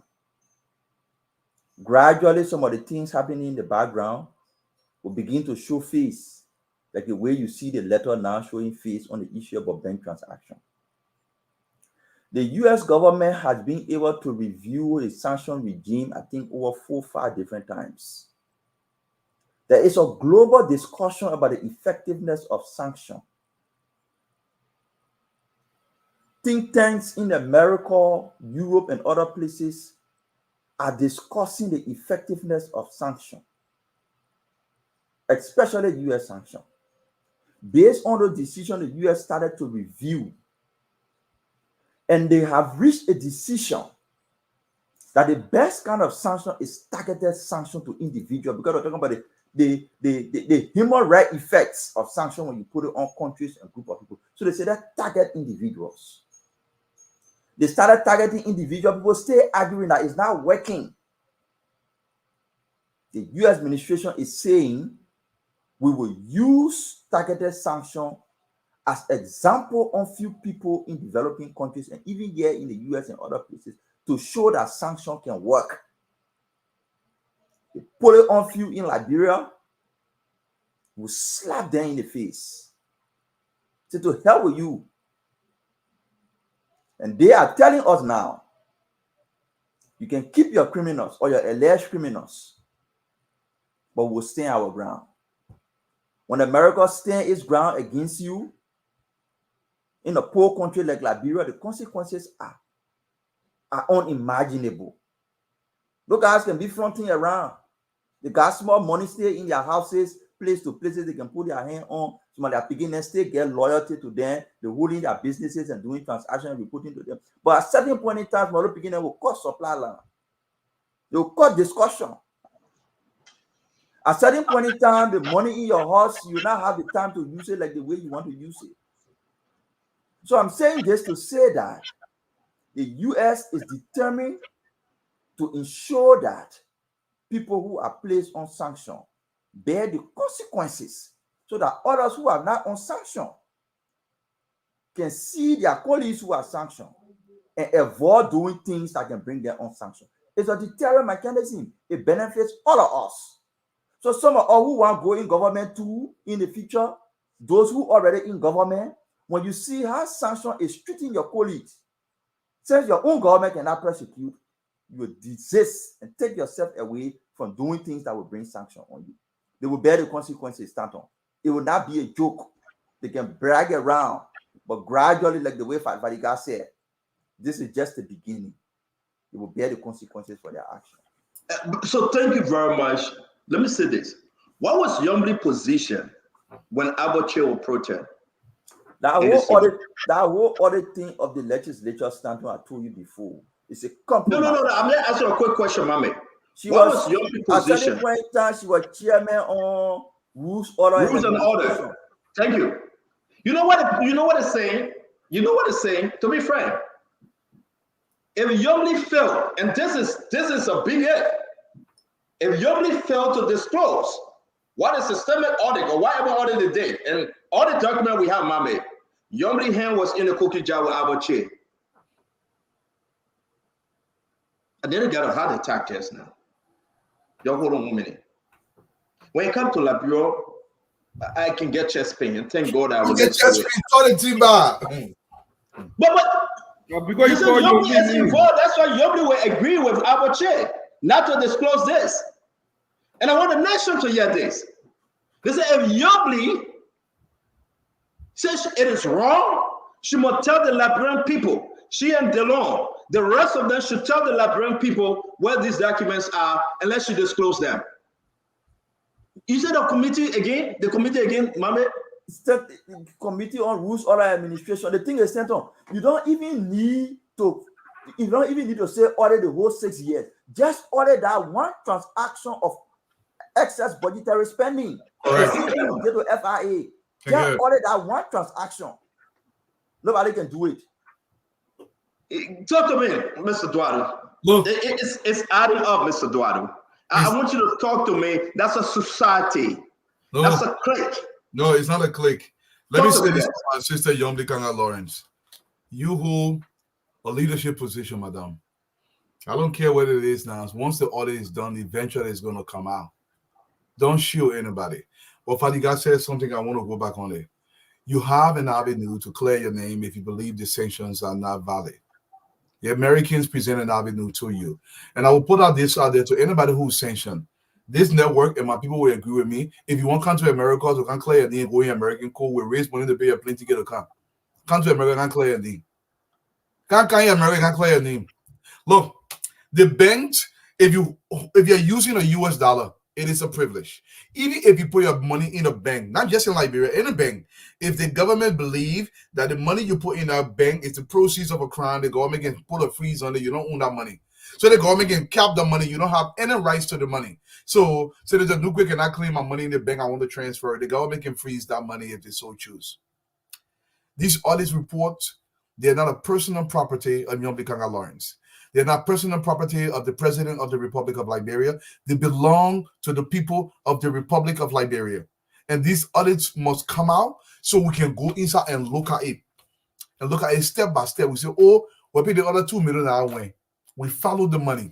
We follow the money. If your name leads out, so be it. Look, until we be willing to go inside the book and check out everything and show the Liberian people this nonsense will not stop. Because, sometimes people forget. And I'm using Bapulu County because my brothers are important to hear me. Go to my beloved Bapulu. Go look at Bapulu. Like, not even in Liberia, like in the 1800s. And then people taking that kind of money in Monrovia when the children in Bapulu County sitting down on floors. Floors. Go see the babies in Bapulu County. I was just there 3 weeks ago. If you see the condition of our country, for somebody to just look at that, they call you look at that. Then woman look at 11 million and play Diddy Bawe. And I think I had to you that's only wrong, my man. But I would say to you, right? And before you bring in Paul Kennedy, who will be running against Botokane 2029, I'll say this to you. Make no mistake. You call my hole, I call your hole. You scratch my back, I scratch your back. That's exactly what they are doing. We should ask Yombly, who said that Protein can talk? Who said that Protein can talk? Yombly should face in the nation. Yombly should speak to the people of Liberia. Why Yombly protecting Abache? Why Yombly protecting Emmanuel Nukwe? They have the documents. How can woman walk away with 11 and say he's a committee chair? Now, Yombly one is coming up. On that committee, how much money did Yombly receive? How much money did Yombly receive on that committee? Man, everything is coming up. Continue to follow spoon. Everything is coming up. You know why?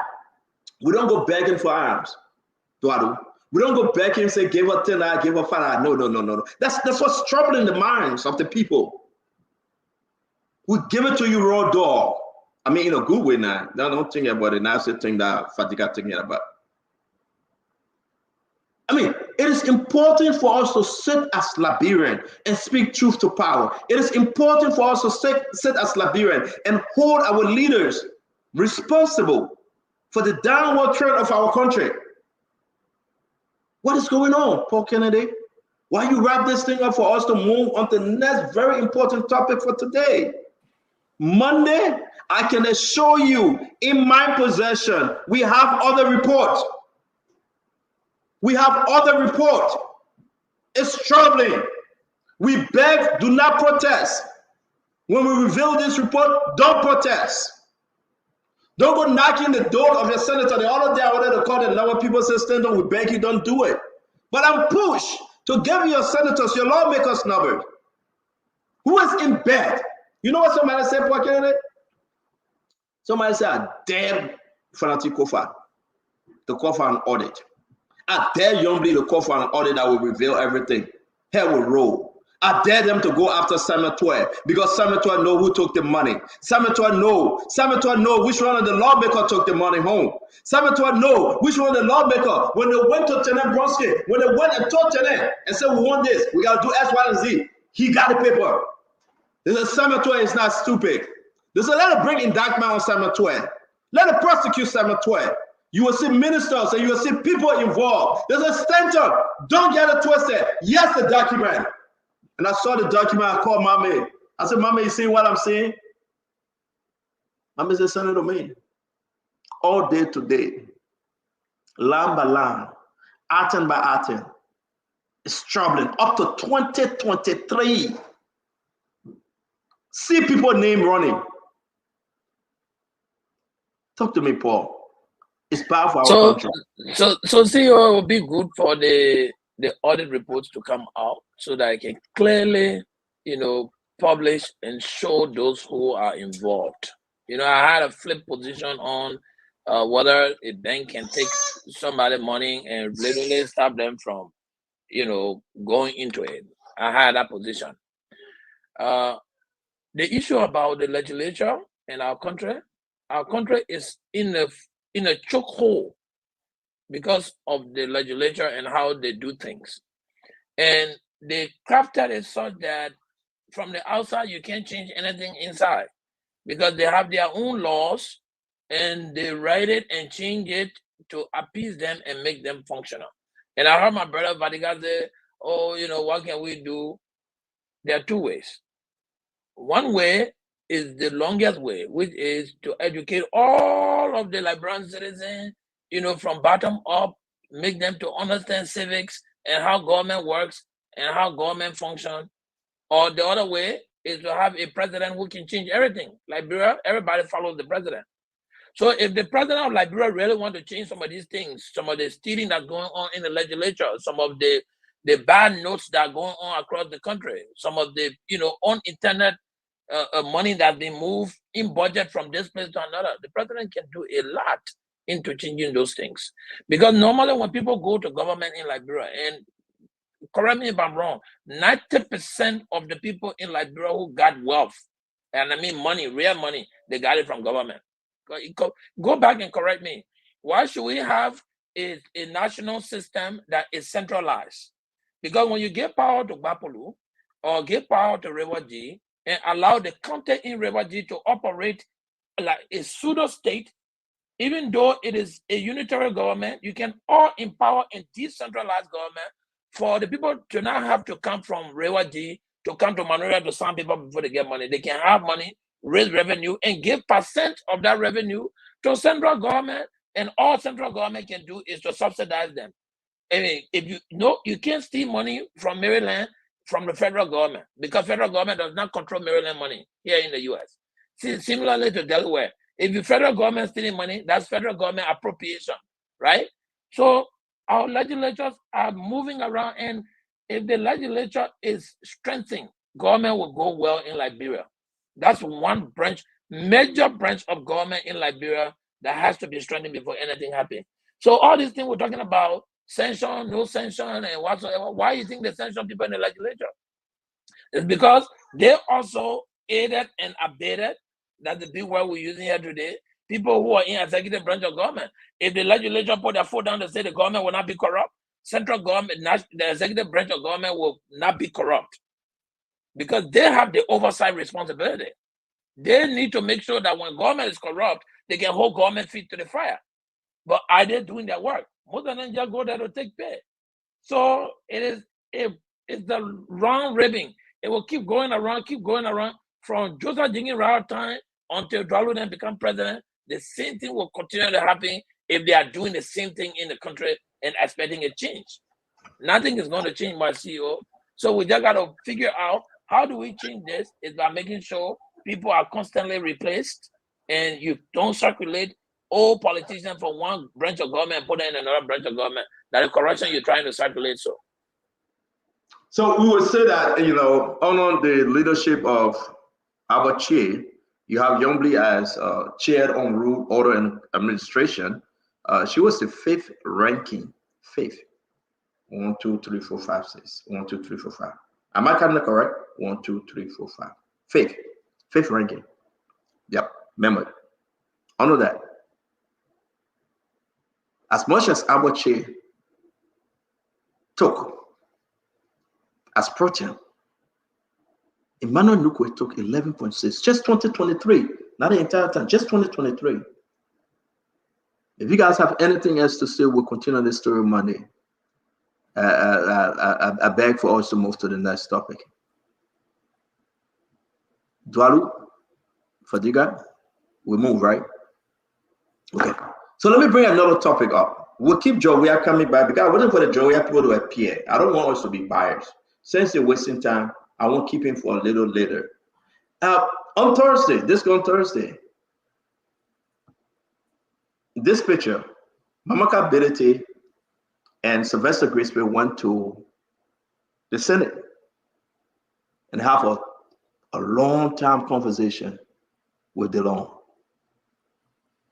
begging DeLong to support the failed ideas that it worked in retrospect because it brought a machine, the people want a machine now, the whole laws and the president wrote his letter. They're waiting to negotiate. They'll go and ask DeLong. They were in DeLong office. They didn't go to the entire Senate, no, they went to DeLong office.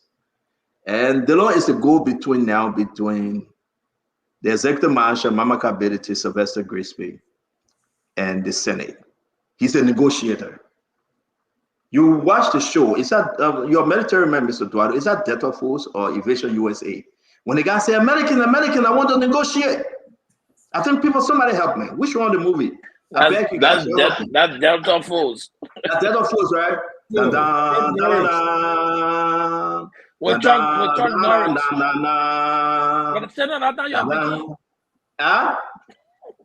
You're beginning at that. Yeah. I think that's it. When the guy at the plane and Chuck Norris and the guy was begging, American, I want to negotiate. DeLong is a negotiator. We have another show about Samuel L. Jackson and the other gentleman. The guy said, I can only speak to the negotiator. That's the show name. Go and watch it. Whole movie, very interesting. DeLong now is a negotiator. They don't welcome. He accepted, he spoke to them, and he has showed them that the Liberian people want a yellow machine, and he will okay the document, and he will push senator to support the yellow machine. Understand your position, regardless of your position. DeLong is a negotiator for the yellow machine. He's speaking to senators that they should support the idea that though the government, the executive broke the law, but a way forward, they should forgive the executive and move this thing forward. That the people, if it require money to be paid, that they should okay and approve that the government of Liberia pay whosoever the yellow machine came from. They were in the law office. They met him. They spoke to him. And they all assured them that he will do everything he can to make sure that this one will be one of the best that he can work with to move this thing. Let me hear your thought. And I'm okay with, I know which side you guys take tonight. I'm okay. But let me go first of all to my brother, Mr. Dualu. Senator, let me say this. The yellow machines do not require any form of negotiation of any kind. The entire country wants this machine. If I have President Walker say, yeah, this is what I'm going to tell him. You don't even go to the Senate to do this. Have a press conference and look in the camera and tell the Liberian people, I believe the approach to the acquisition of these machines was not right. We will make it right. We're coming to the people and say, listen, this is an apology to my people, and I want to send it. These are the documents pertaining to this yellow machine, is to improve the condition of this country. I tried to expedite the process, but I did some things that were not done right. My Liberian people, please understand my intentions were great. Be direct with your people and tell them. And I believe they will accept that. This is the decision. Well, there's a reason why Mama Kai and Sylvester Gracefield, there's a reason they wanted the law. It's not that people don't want it. People want a yellow machine. But there's an undertone. There's a reason they want to negotiate. There's a reason. You listen. So I spoke with somebody today. I was on the show. I went in the back. Mr. Eduardo. And the person said, Stanton, you said you were not talking about yellow machine again. When I came on the show first, I gave our topic, right, mommy? And the person called me. Very high-ranking person. They're watching the show. This is Stanton. You said you were not talking about yellow machine. You said that yesterday. I said, yes. But you guys want to negotiate. I must tell the Liberian people what I heard. And they said, but everything you would tell the Liberian people? I said, yes. Because this is the Liberian people network. I owe it onto them. If I eat my potatoes going to them, I will tell them. Imagine the people traveling coming to my house just to say thank you, Spoon. Imagine the people calling me just to say thank you. I owe it to the Liberian people. It's not about the yellow machine. We're done. The people want a machine. They got to face the role. They got to get involved with agriculture, but the process. So that they don't serve as negotiator. Mommy, talk to me. If the law negotiates a successful transaction, I mean, just holding to the statement that he is the lead negotiator. If he negotiates a successful transaction that brings in the yellow machine at reasonable price, reasonable interest rate, ensure project documents are available, sustainability plans are there. The bridge, for me, as I stand now, I believe that the process of bringing the machine to the country in itself step aside the procurement process. That's my position. It's wrong. But if the law and the other people, the procurement process is always because people know that when that procurement process is not in place, there's a likelihood where price could be inflicted, interest rate could be inflicted, quality could be compromised, and we just receive what the people can refer to as blank check. That's why they put in place the procurement process, to avoid and prevent all those instances. You bypass the procurement process. If you can, in the midst of bypassing the process, if you can still ensure quality of the machines are ensured, prices are reasonable, interest rates are fair, there is document for sustainability and utilization, and we have the capacity to manage the quantity of machine we're bringing in. If the law can lead that, it becomes successful. It could be a political capital for him. That's how I see it. To answer your question, if he can successfully lead that transition, bring in machines, reasonable price, low interest rate, good quality, project plan in place, machines deployed across the country, and the solving the perennial road problem, DeLong could get political capital for leading such a historic negotiation. But here is what I want the lawmakers to do regarding this thing. You see, we have a tendency in the country where we play around, we make the noise, but when it comes to doing the real work, we let it slide. I want the lawmakers, and we already started talking to some of them. So let me ask you a question, Mami. Let me ask you a question. I beg you. So somebody asked him, which is it's a fair question. Let me flag this question. So the law now is a procurement process manager? Absolutely not. It's not a procurement process. We already told you that the procurement process was fronted. The people stepped aside the procurement process. What they're doing now is they're trying to solve a problem that was created. What I mean, Mr. Ability listed here how the original, the real way that process should have gone. He explained it here on the show. I want to go over it. I'm saying now at this point, originally all of us thought the president was just bulldozing the machine and deploying it across the country. But when his letter said, I will read what he said in his letter, legislative involvement, we recognize and respect the role of the national legislature in ratification process. Once the negotiations are concluded and formal agreement is being reached, we will promptly submit the necessary document to the legislature for consideration and ratification. At that point, we welcome any clarification discussion to ensure the process remains transparent and accountable. My point now is, you the lawmaker, all the argument we made, the president is saying, we will bring it to you to decide.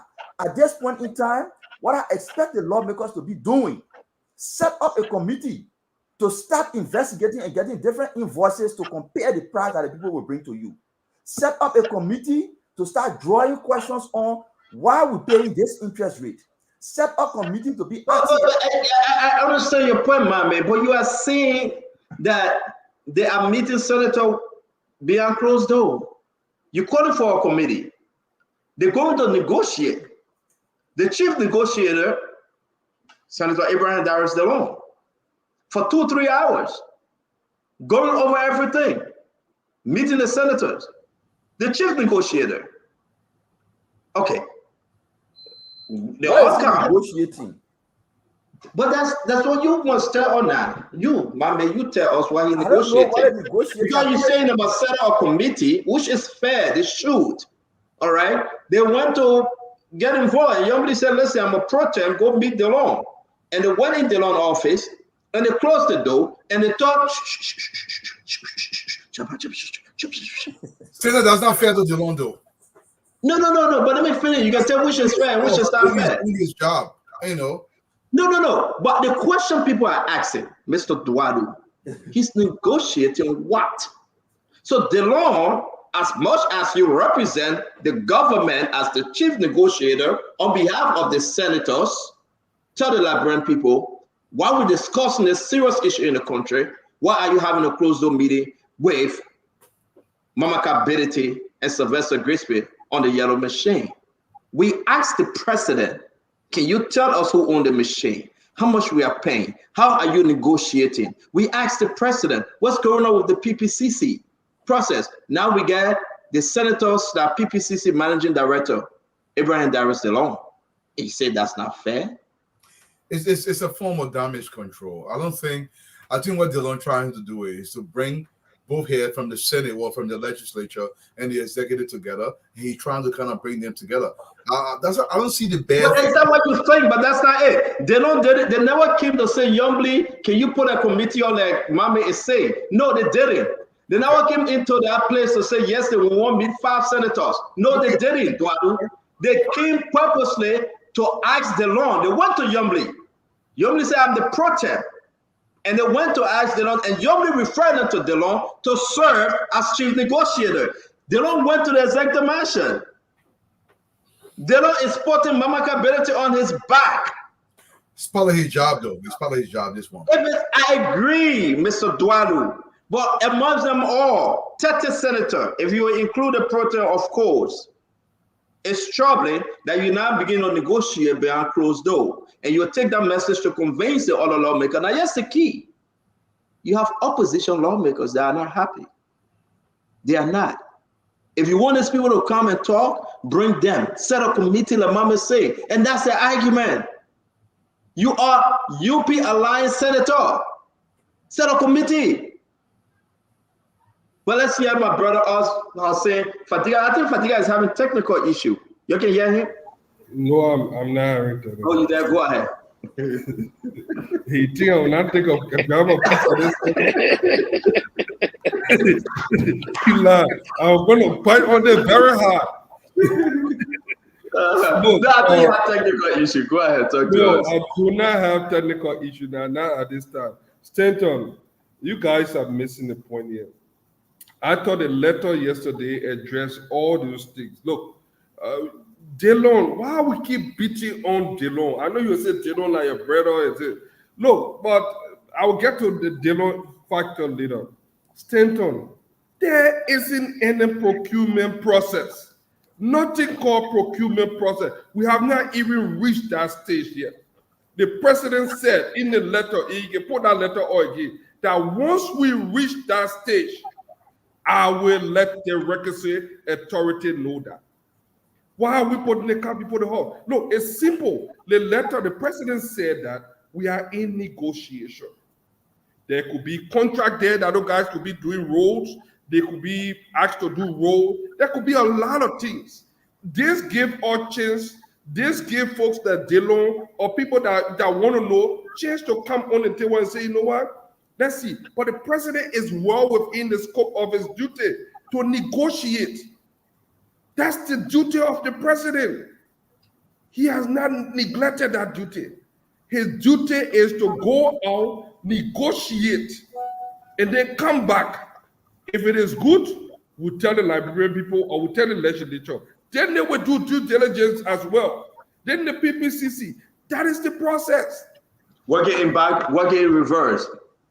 No, it's not working in backward. The bottom line is the end. We do the job, then we'll bring the document later. The end goal here is when you're bleeding your government on the park issue. When you went to Hong Kong to chase behind Igbo Man and Eton. But now you see this one here is totally in the reverse side. May God bless you and your soul. Again, as I said, the only reason why we're saying this is because I have to file a lawsuit against them for distracting me on the show.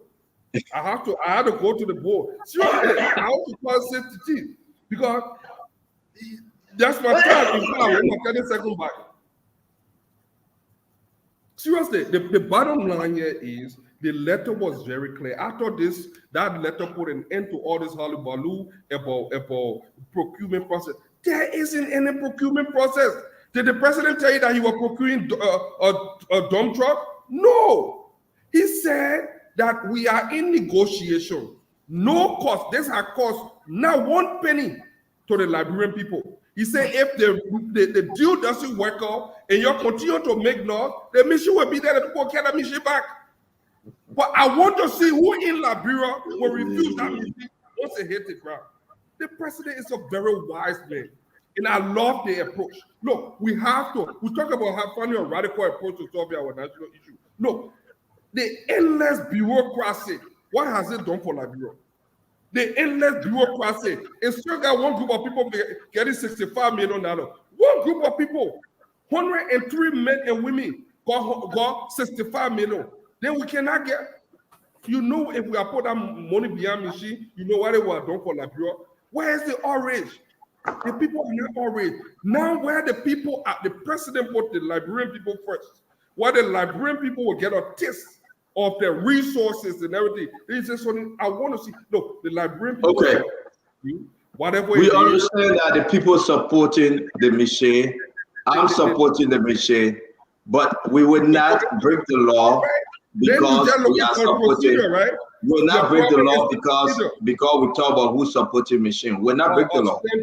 As much as we want it, we will make sure that our government is the procedure. Our government will have to do it the right way. Right? You know the reason why? Yeah, my problem is the process. That's your only problem. Yeah. So the president said in that letter that we want to negotiate at a general. So the gentleman agreement has duty-free privilege too? For the guys in let me say this.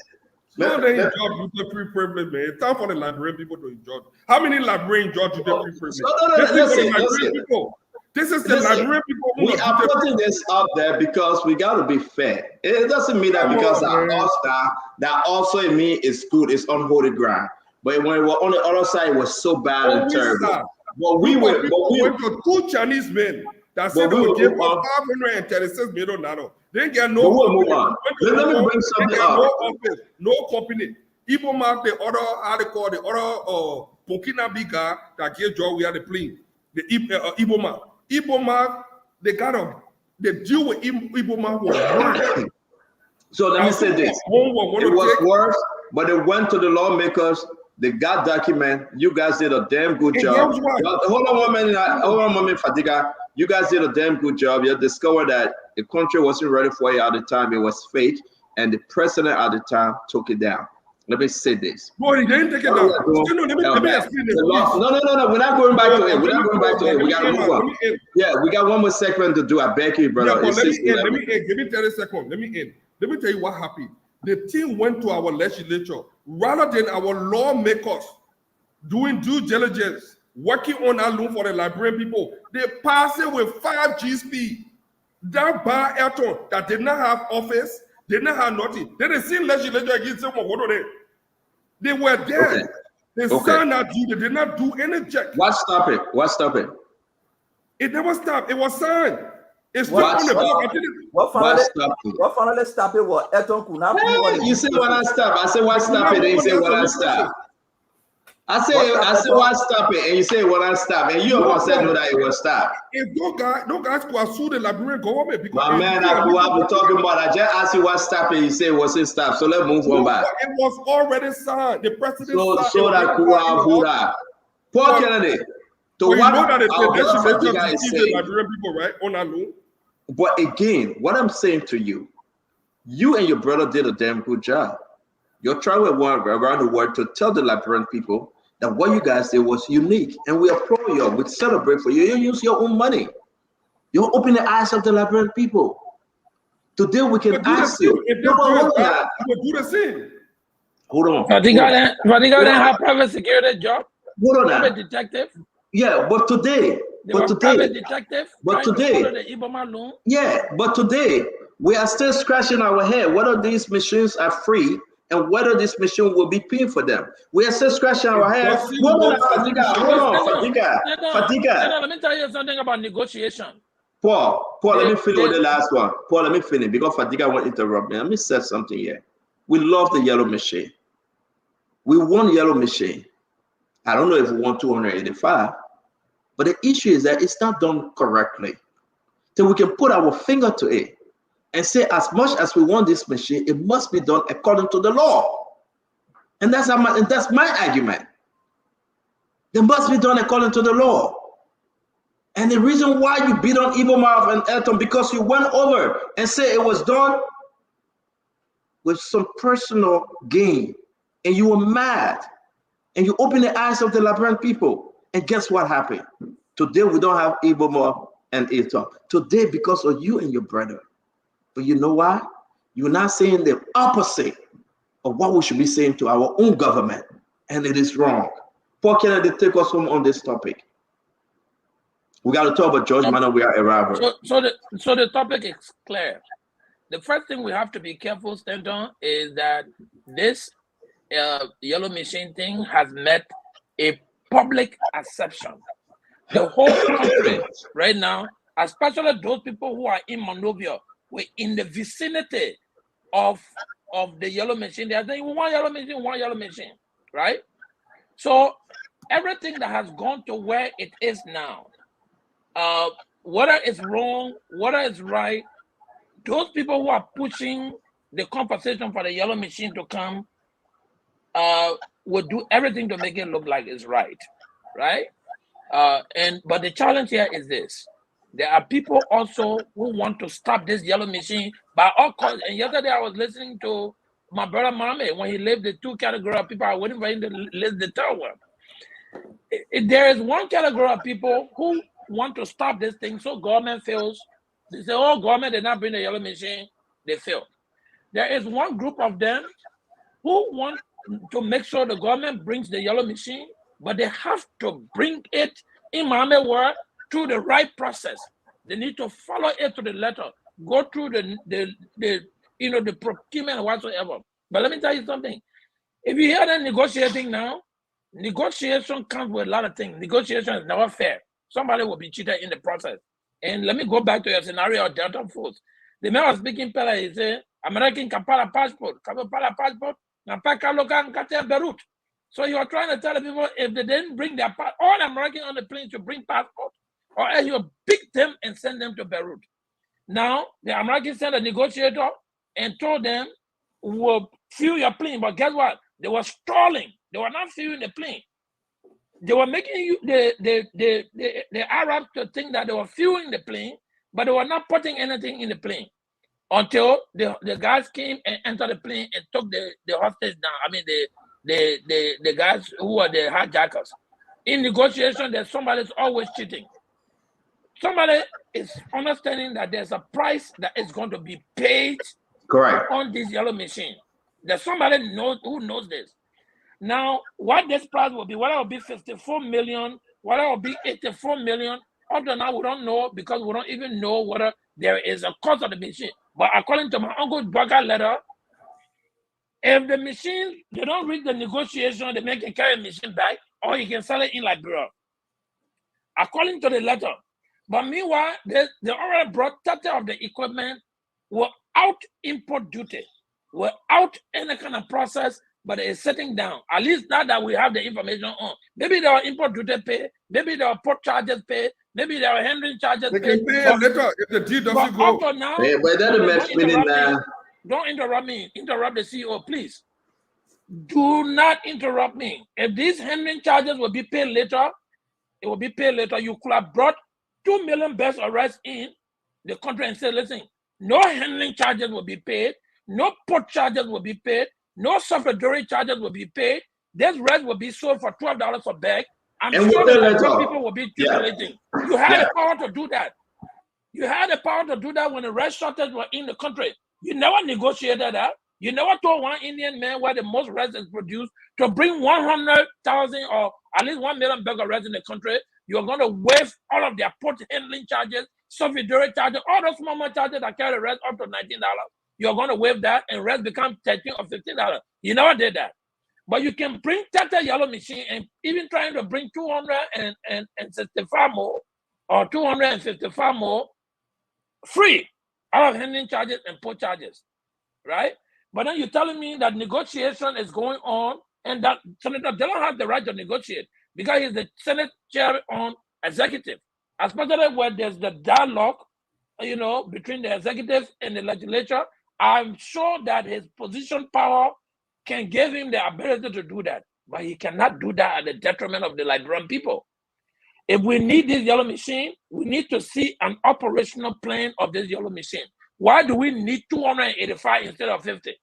Why do we need 172? Who even did the assessment to know how much of the yellow machine we want? Don't get me wrong. We need 500 yellow machine in Bapolo. But do we have the capacity to maintain and operate 500 yellow machine in Bapolo to effectively live up to the value of money we're paying? These are the questions, Frederica, we should be asking ourselves before this back channel negotiation can be going on. One thing I know, if there will be money paid, somebody in the country there in government gonna get a kickback. Whether that kickback is 10%, whether it's 5%, whether it's 15%, whether it's 20%, I can speculate all I want because the government has not been able to tell me what is happening at this point in time. And until the government can come out to tell us, listen, or the Liberian people, we want to bring 285 machines from Mohammed Vending Corporation, and this is what Mohammed is charging us for each machine, and we're only paying 50% of that, and then we'll pay the other money over 10 years. That information has to be made clear to us to make us stop speculating. But until that is done, every other negotiation that's going on now, and the legislature already know, the conversation that they had to hold the executive to the throat was to make sure that the executive meet them right where they are now, to come to negotiate with them, so that they can also get a cut of whatever's supposed to be. So it's troubling, Paul. Thank you. Thank you, Paul. It's troubling. As much as we want to play the politics, we want to play this thing. It's bad. Hold on 1 minute, my brother. It's so bad. We're just going to move on, and we're going to keep an eye on it. The negotiation, what I heard was so bad. And, you know, they came, they met DeLong for a couple of hours, they left, and they don't want to rally the troop. They don't want to negotiate. You want to rally the troop. And now listen, be exact what Mommy said. Set a committee. Not one person behind closed door. And, you know, it's bad. Somebody want to take a cut, a kickback, a huge kickback. And to tell you the truth, Joseph Boakai is mad about this whole thing. To tell you the truth, something you don't know. I don't talk about flan. That they're yelling, no. They call them flan. Joseph Boakai is mad about how everything went because he expected, since 1974, Sylvester Grayson being in government, he should have done the right thing. Mamaka came and the shiny yellow human machine. Yeah. It was wrong. It was completely wrong. There will be no way President Boakai, if everybody around him, they get told that I know he was mad. And he is still mad because he brought a disgrace. If this doesn't go down well, that in the next couple of years, you see the yellow machine on the sidewalk, broken down here and there, it destroyed the legacy of Joseph Yema Boakai. Look at Lofa, the Libya machine. Look at the one Weah brought in the country. Go back to your own country, Paul. It's all on the wayside. You know who living in them? Opossum, rats, snakes. He asked them to get it done, and they should do it right. But because they want to put their own interest and their own percentage and everything, they mess it up. Do we need yellow machine? Yes, we do. Do we need yellow machine for roads? Hell yeah. At least we're not paying the $22 million that people eating and the line. Do we need yellow machine for agriculture? Guarantee we do. We want to go back to the farm. We want to plant rice and cassava and edibles and pepper and plenty and everything. We need our yellow machine.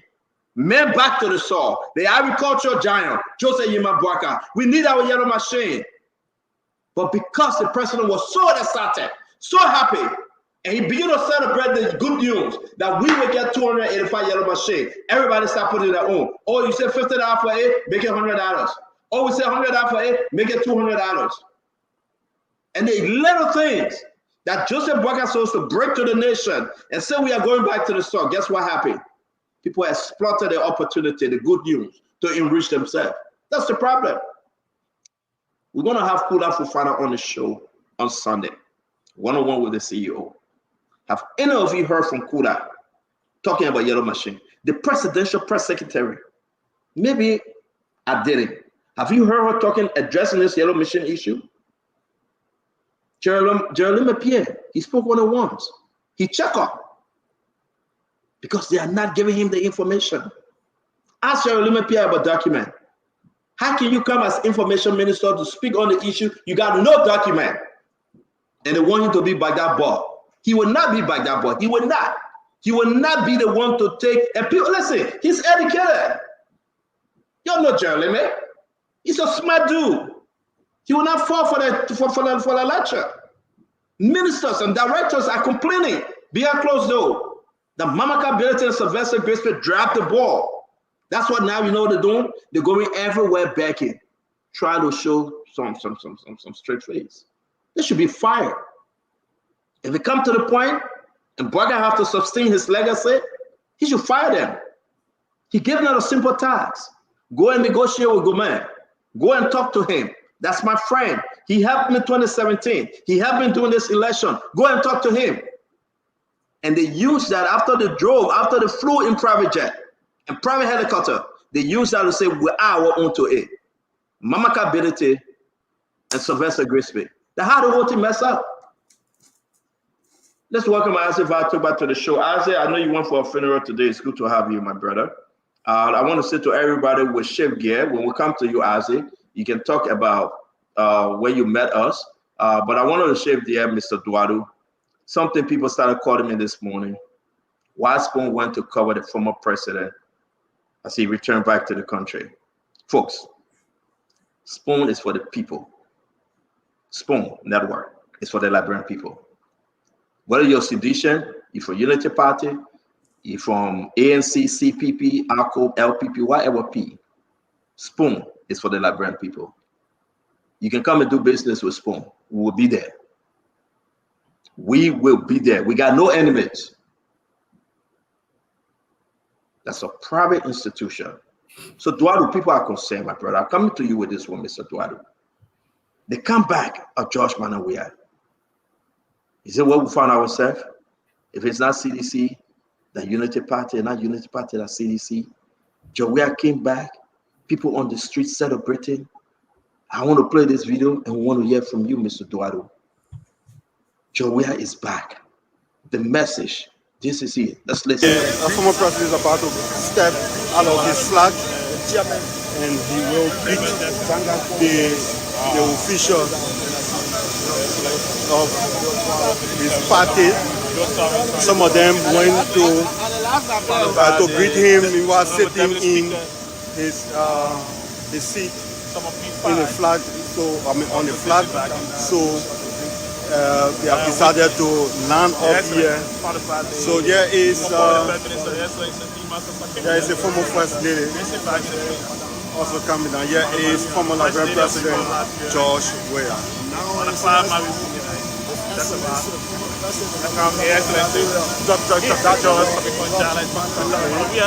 Just arrived. Awesome stuff. You can see it right now. It's not easy anymore yet. I'm surprised we ain't just me. We see the former mayor Weah. That comes in. That's like. I'm very seeing when they arrive our just to receive the president. But for almost about we got down from the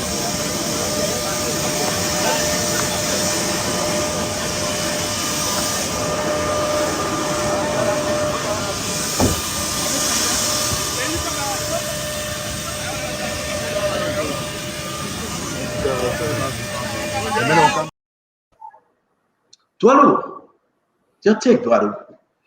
Senator, whether somebody like this or not, President Weah was president of our country. It doesn't matter where President Weah goes in our republic, he will always be celebrated by some Liberians. It doesn't matter how you look at it. But I want Liberians to listen to me carefully. When we create our own demagogues in the country, you see almost everybody else that went over there. Some of them were senators, representatives. It was a working day or what, maybe to this holiday. They continue to put President Weah up because they believe that eating pain is in President Weah's corner. And they will continue to eat. This illusion is going to, let me tell you something. The citizens, like they can start campaigning right now and spend all the money. They would not have sufficient Liberians to vote for President Weah again if their intention is to campaign for him. Whatever money they have, they will spend that money. But I want them to understand this. The reason why President Weah was voted the last time because people just wanted to try something. And they tried out something and they realized it was a colossal mistake. Look, President Weah going in a corner in Liberia, he will be celebrated. This man was a celebrity before he became a president. So let's forget about that. But at the end of the day, even President Weah himself doesn't want to be president. And CDC believes that smooth ride they had last time, if they get drunk, they will spend a lot of money and they will go dead broke. President Weah, the stolen money you got, I suggest you keep it and you build some factory in Grand Creek County and do something for your people. Stanton. Thank you very much. Mommy. I mean, I look at the people at the airport. I don't want to repeat what Dualu said. I just want to put some numbers there. I mean, we have got 804,000 votes in the last election. In Magibi County, where that plane arrived, it got up to 56,000. That's a huge number. It's still right to where that airplane arrived, Magibi, you got 56,000 people who say they want him to be president. So my point I'm making is, Weah has his base. You cannot take it from him in 6 months. No. There are people who just want Weah to be president. You saw Maggie there. Maggie is the senator of Magibi County. You saw Bill Twawi. You saw other people. They want him to be president. He doesn't want to be president. He said it. He said, I don't want to be president. People just push me here because they want something. Thank you. So they will continue to push him because they want something. I mean, Mageda senator, when he take 5,000, he get 45,000, stand on car and blast everybody here, they bring it up behind you. You're not happy about that. Mageda senator, as soon as he take your slave, stand on talking the whole country making, Mageda not happy. This man used to sit by the stroke of his pen. The central bank will release 300,000 to the Ministry of State. It's captured in the GSC report. That's McGill. He is missing those days. That McGill you saw to that airport with Weah, by the stroke of his pen, they moved the statutory responsibility of awarding mining license from the Ministry of Lands and Mines to the Ministry of State. That McGill you saw sitting there, he used that authority to exploit the extraction of mineral from the country. He won that authority back. Bill Traore will sit to the port and make millions of dollars. He won that authority. Kimaya can molest people, women, and walk free. He won that freedom.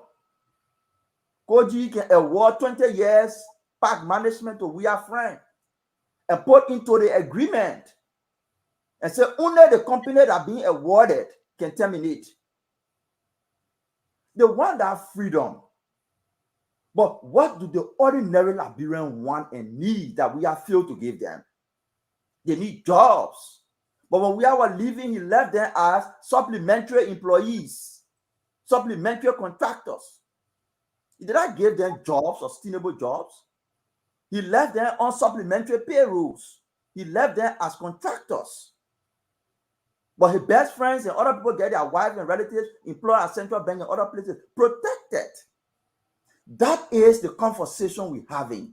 What leadership can we bring that will provide the jobs for our people, make them independent, and not just being used as political commodities?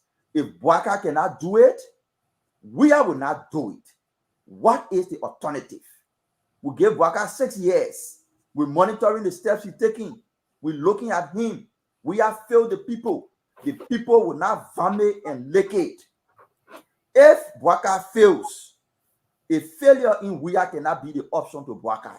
Thank you. There must be an alternative to provide better leadership for Liberia, and the ordinary people can have decency in their life. So we have 6 years, he could not do it. We're looking forward to see how Bwaka deliver.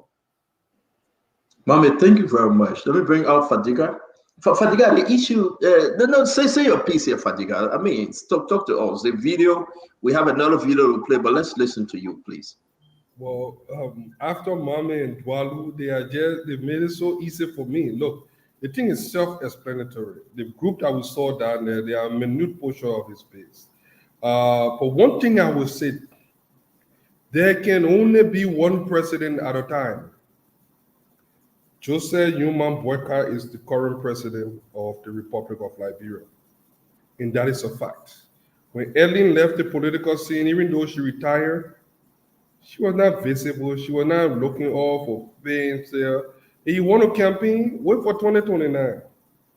If you want to spend your money, some of the money that you looted, still spending it around. The Liberian people are hungry. The people that you left destitute and on the street and you left by the wayside, they will eat your money. It's easy to bring people to come see you, but I want these guys to get it in the head that there can be only one president at a time. And when you were president, everybody in the time here stood up like they were not men and women. They allow you to abuse people, auditor die. Things happen in this country. Mysterious things happen in this country. Nobody said anything because we wanted peace. All this fighting to the airport, VIP, this and that. Ellen goes and comes. Nobody even know whether she exists. When her son died, everybody went to visit her. That's what happens when you are a former president. You start building libraries. You start looking for initiative that can help the people. Start to go back and assess where you went wrong. But the arrogance, fall back to something, set back to something. That was not a setback. That was a rejection. Rejection for bad governance. Look, how many people were sanctioned under one administration?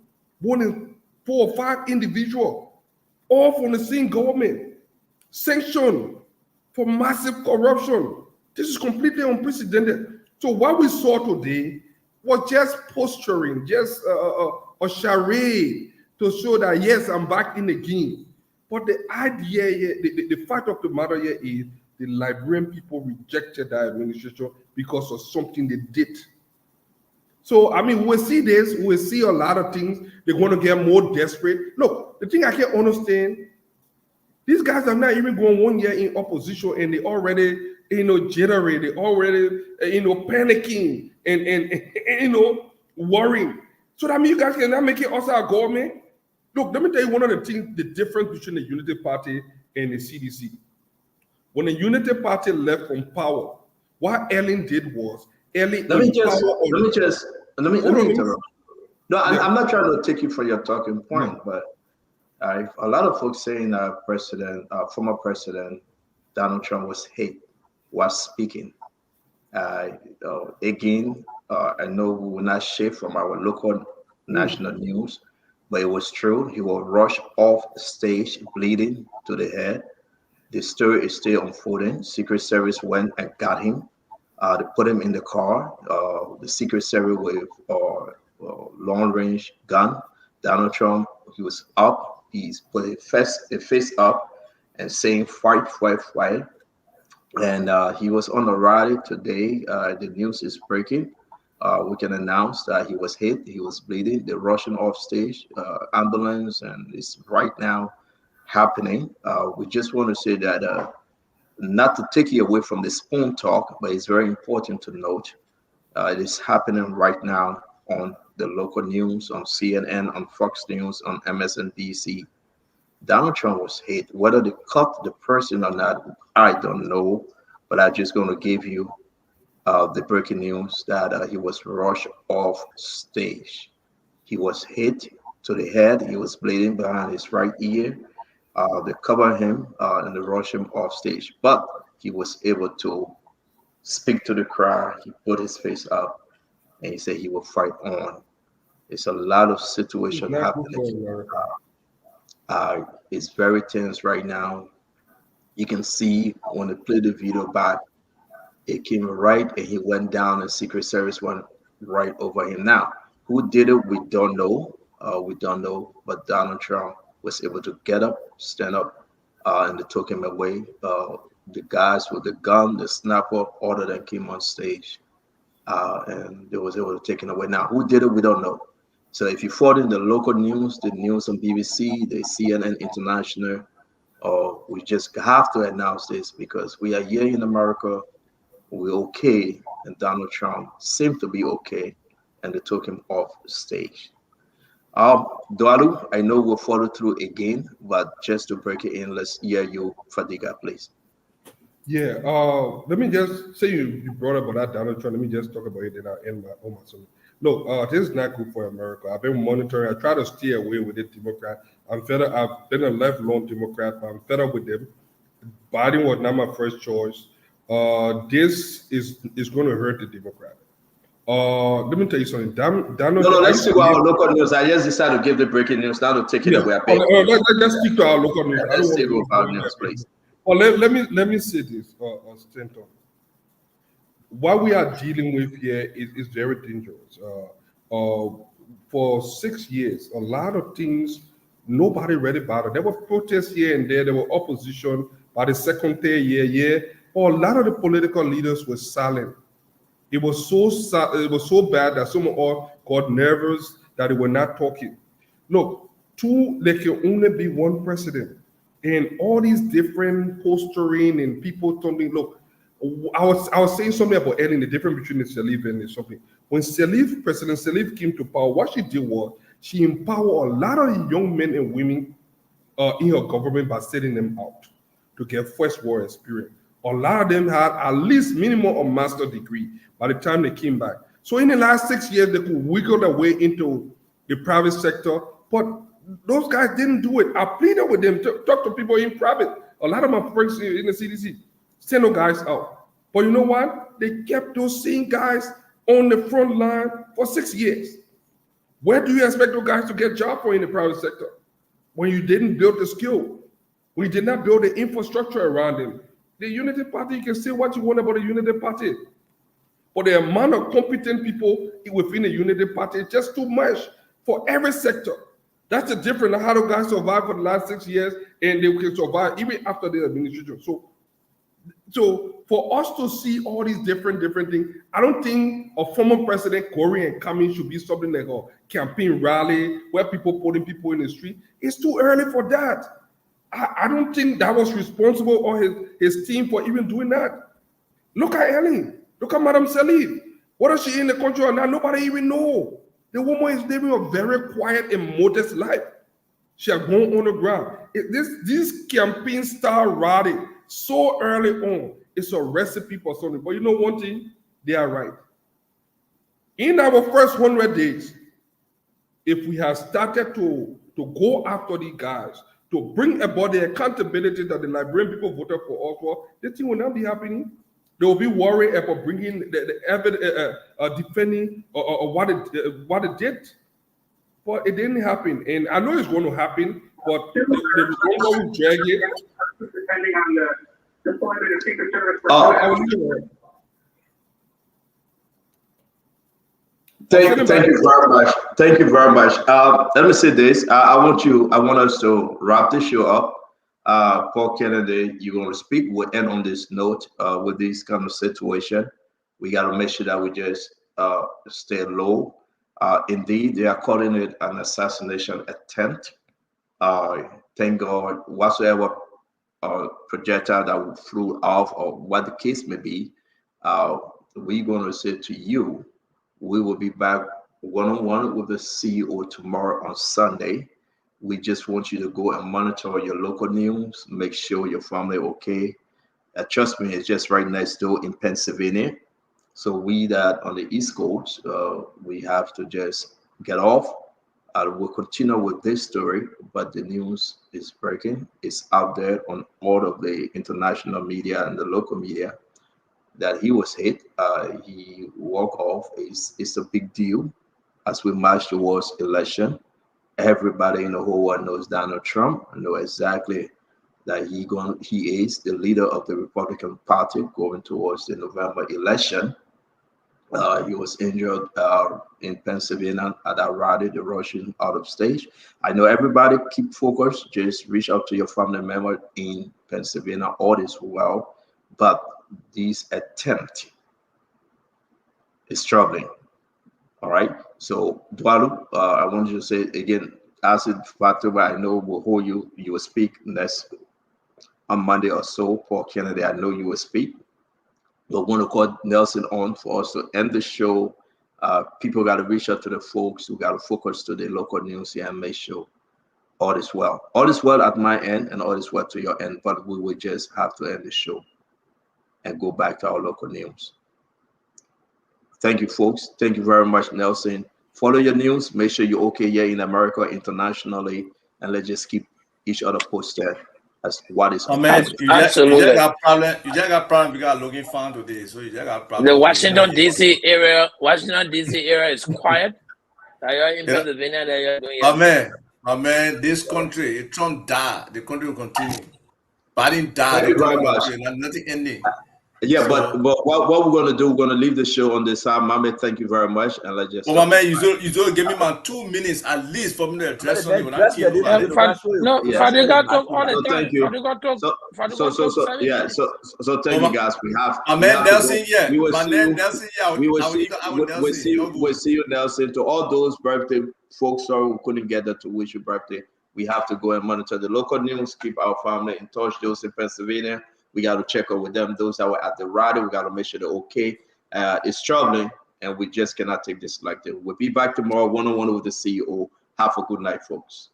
Listen, thank you very much. Have a good night from our end, and we hope that we all can just, again, pray for a better country and a better result. Nelson. Yes, sir. Thank you. So you keep our video. We'll be back tomorrow with one-on-one with the CEO. We'll be back again on Monday with the Big Spoon Talk. Thank you, folks, for joining us. We appreciate your time. This is America. When these things happen, we got to pay attention. We are okay, though, but check with your family members, especially in Pennsylvania. Make sure the road's okay. Make sure everything is right. It is why it is. We'll come back and talk to you again tomorrow. Tomorrow we have Kula Fufana, the press secretary up to the president Jose Yima Bwaka, and we'll also have Akaris Mose Gray tomorrow. It will be a very interesting show, a one-on-one with the CEO with Ketemba and myself, hosting those two powerful folks. We want to say thank you. Good night from my end. Bye-bye. Yes, sir. Well, folks, that's how we like to end up tonight. I want to say thanks to all of you for being here with us on this edition of the program Spoon Talk. This has been the weekend edition of the program. The Spoon Talk is taking its regular weekend break to be back on Monday. But better still, tomorrow we have another edition of the show. That's another edition of 101 coming up. You can make up time to join us. Until then, have a good night. My name is Nelson Collette. Thanks to all of you across the world for following. Thanks to the folks online on Facebook, YouTube, Spoon TV, Fabric TV, Super TV, and Spoon Talk Live for following tonight. Many thanks to the folks on across Radio Land. We appreciate all of you for making a contribution, for calling in and always forming part of the discussion here. So they will come your way again. Have a good night. And let's remember, Liberia is all we have. Let's remember to keep the peace, and bye-bye for now.